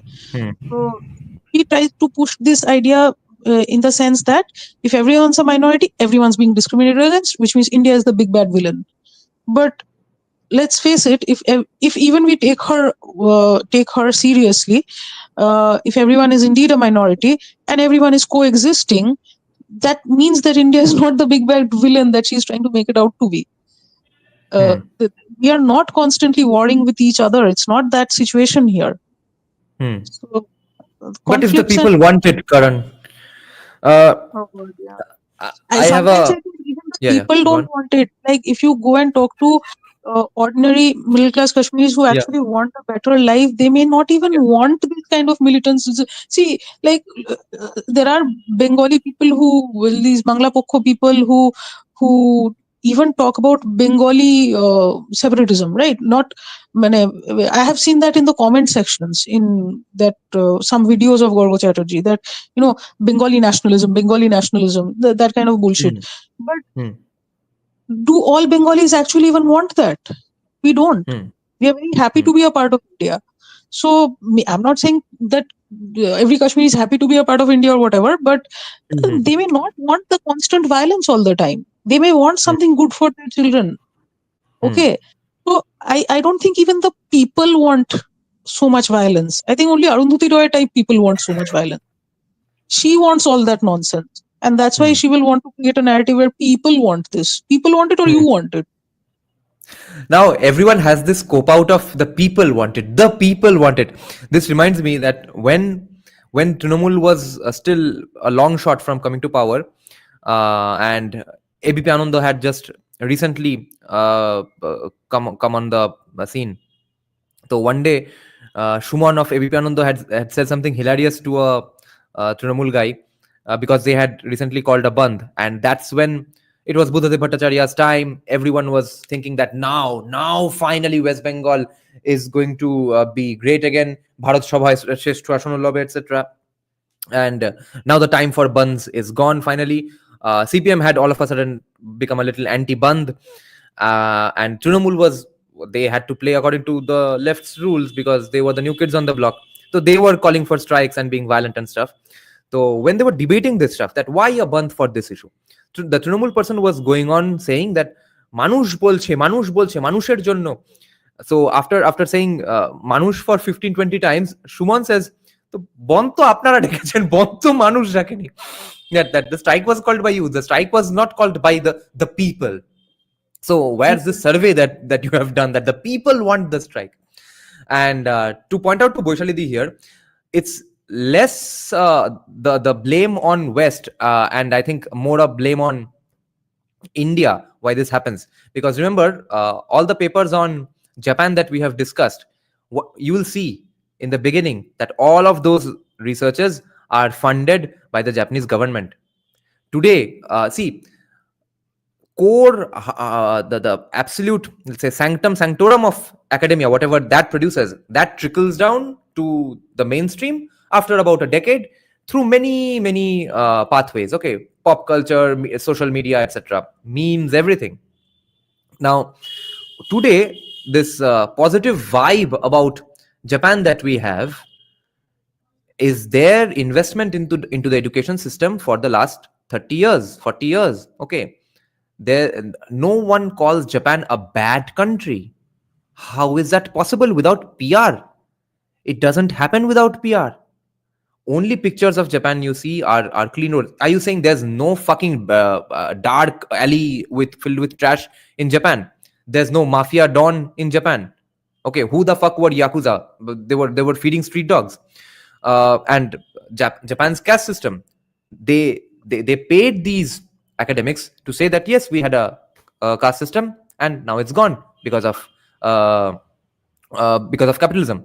Or the people who do say that, oh well, it has not gone away, maybe to that extent, even those people never mention that Japan kind of still does not have full democracy in a sense. So there's not much anti-Japan research, that in the same way that there is anti-India research. Now who the fuck funds this? We never replaced our colonial system at all. It's our colonial extractive system that's being run by brown people. We have always paid for our own oppression. That's exactly what's going on even today. We are paying academics to say bad things about us. Japan is doing the opposite. So you have to absolutely have to bring in Japan here. Yeah, Japan is a wonderful example, but even Bangladeshi academics will not write against Bangladesh. Even Pakistani academics will not write against Pakistan. But Indian academics are ready to write against India, most of them, in humanities. This is a huge problem. I mean, Japan is a example of a highly developed country, but even far less developed countries, the academics from those countries will not write against their own nation. So I don't know. Indian government, I guess, needs to wake up really hard and get to this, because see, not every academic will be a very dedicated nationalist. Okay, there are going to be mercenaries. There are going to be people who will work for their own benefits. Why won't they?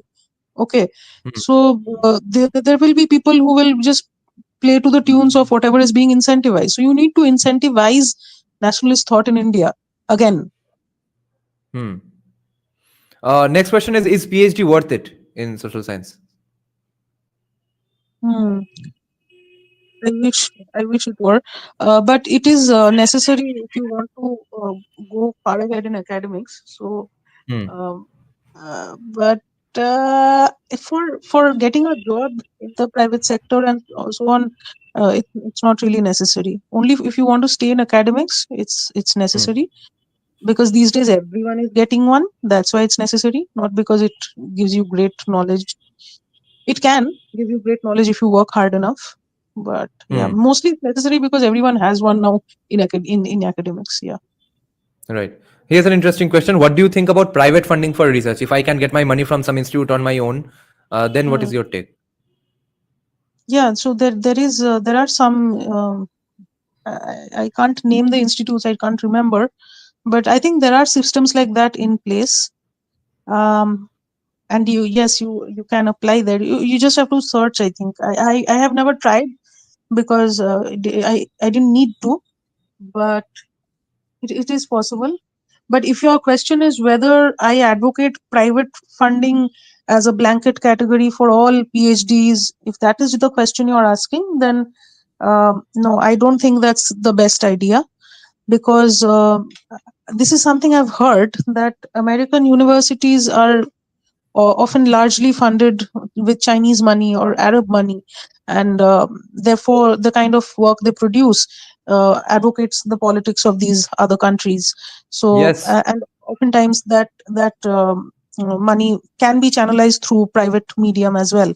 So I am not a big fan of complete lack of government control over funding of education, and a complete complete private funding. That may not always be a good idea, because there needs to be some degree of checking in each case. And so basically everyone in the world, every country in the world is funding research that in some way or the other at least helps their own country's narrative, except India. Indian government is definitely not funding any nice stuff, and nor are the Indian fucking billionaires. India is the only country, India and probably USA are the only two countries in the whole world. Oh, I guess England as well, are the three countries who fund their academics to say bad things about their own country. So there's Saudi money, Qatar money, UAE, everyone. Yeah, I don't think there is anyone else who pays their academics to say bad things about them. And you see, Even Bangladeshi academics will not trash Bangladesh. Just imagine that. not even now. But they will criticize religion and religious fascism and stuff, but not Yeah, but Bangladesh as a country as a whole. yeah. They won't question the very existence of the country. Yeah, and they will not, call it an illegitimate union of Right. states rather than a Yes. nation. Yes. All that. Yes. They won't do that. Yeah. Yeah. There, I think we are the only ones. And okay, let's take this question first. If academics were not left oriented as well, uh, does subjective humanities, if not backed by statistics of or some kind of math, is that any more valuable than the that the market would pay for it? So if academics were not leftist, and Hmm. but if subjective work were promoted, then would market back it? Is that what you're Hmm. asking? I Okay. think so. Okay. So uh, this would subjective work by its own definition is very varied, right? You Hmm. cannot have one category only of subjective work. So uh, it would depend on how important your research is. What can you give an example of subjective work? Because it would vary from case to case, right? Hmm. Uh, Now, on the face of it, it may appear that some research is irrelevant. But if suppose some development project or something is going to happen in that area, that research might become relevant. So it would Hmm. vary. So if you provide some examples, that would be easy to answer then. Yeah. Actually, another viewer is pointing out that Shaikda, whom you also know, Shaik Paul is prime example of researcher in a private company. So the company pays him to be a researcher. He's, as I've told you, he has 2,000 citations on Google Scholar. He has written so many papers. Okay. Yeah. Yeah. Um, So it's a reality then. yeah. Avinav is saying, as Salvatore Babones once said in your podcast, the Indian elites who work in academia and the NRI population are the ones who hate India the most. Forget about any white Westerners or Pakistanis. Mm. Humanities left wingers have an uncanny ability to subject statistics exactly as they want to.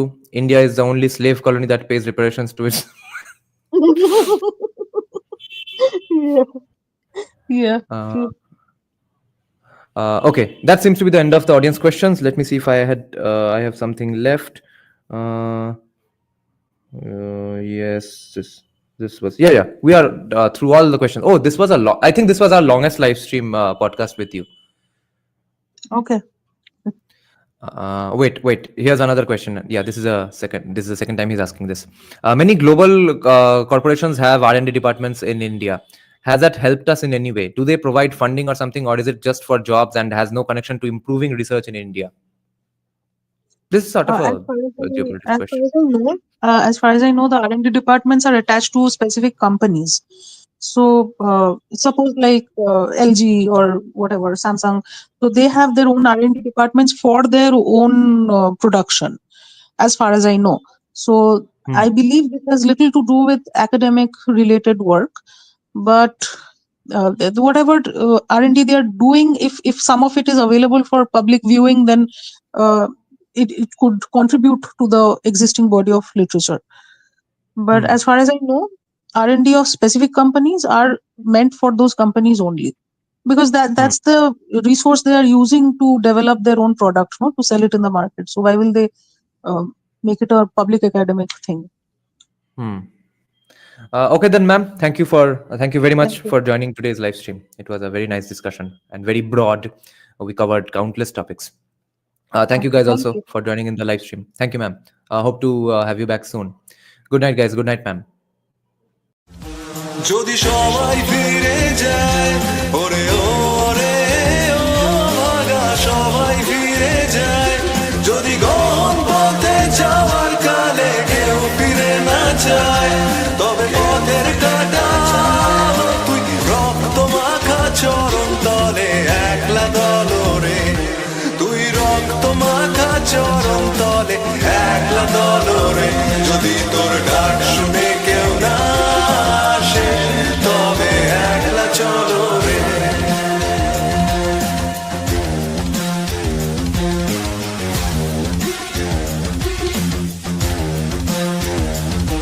যদি আলো না ধরে ওরে ওরে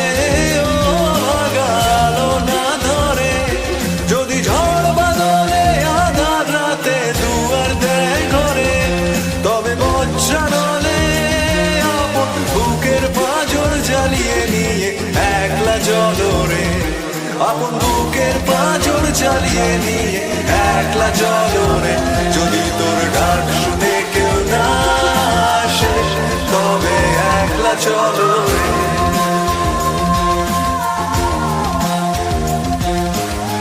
একলা চলো, একলা চলো, একলা চলো, একলা চলো রে।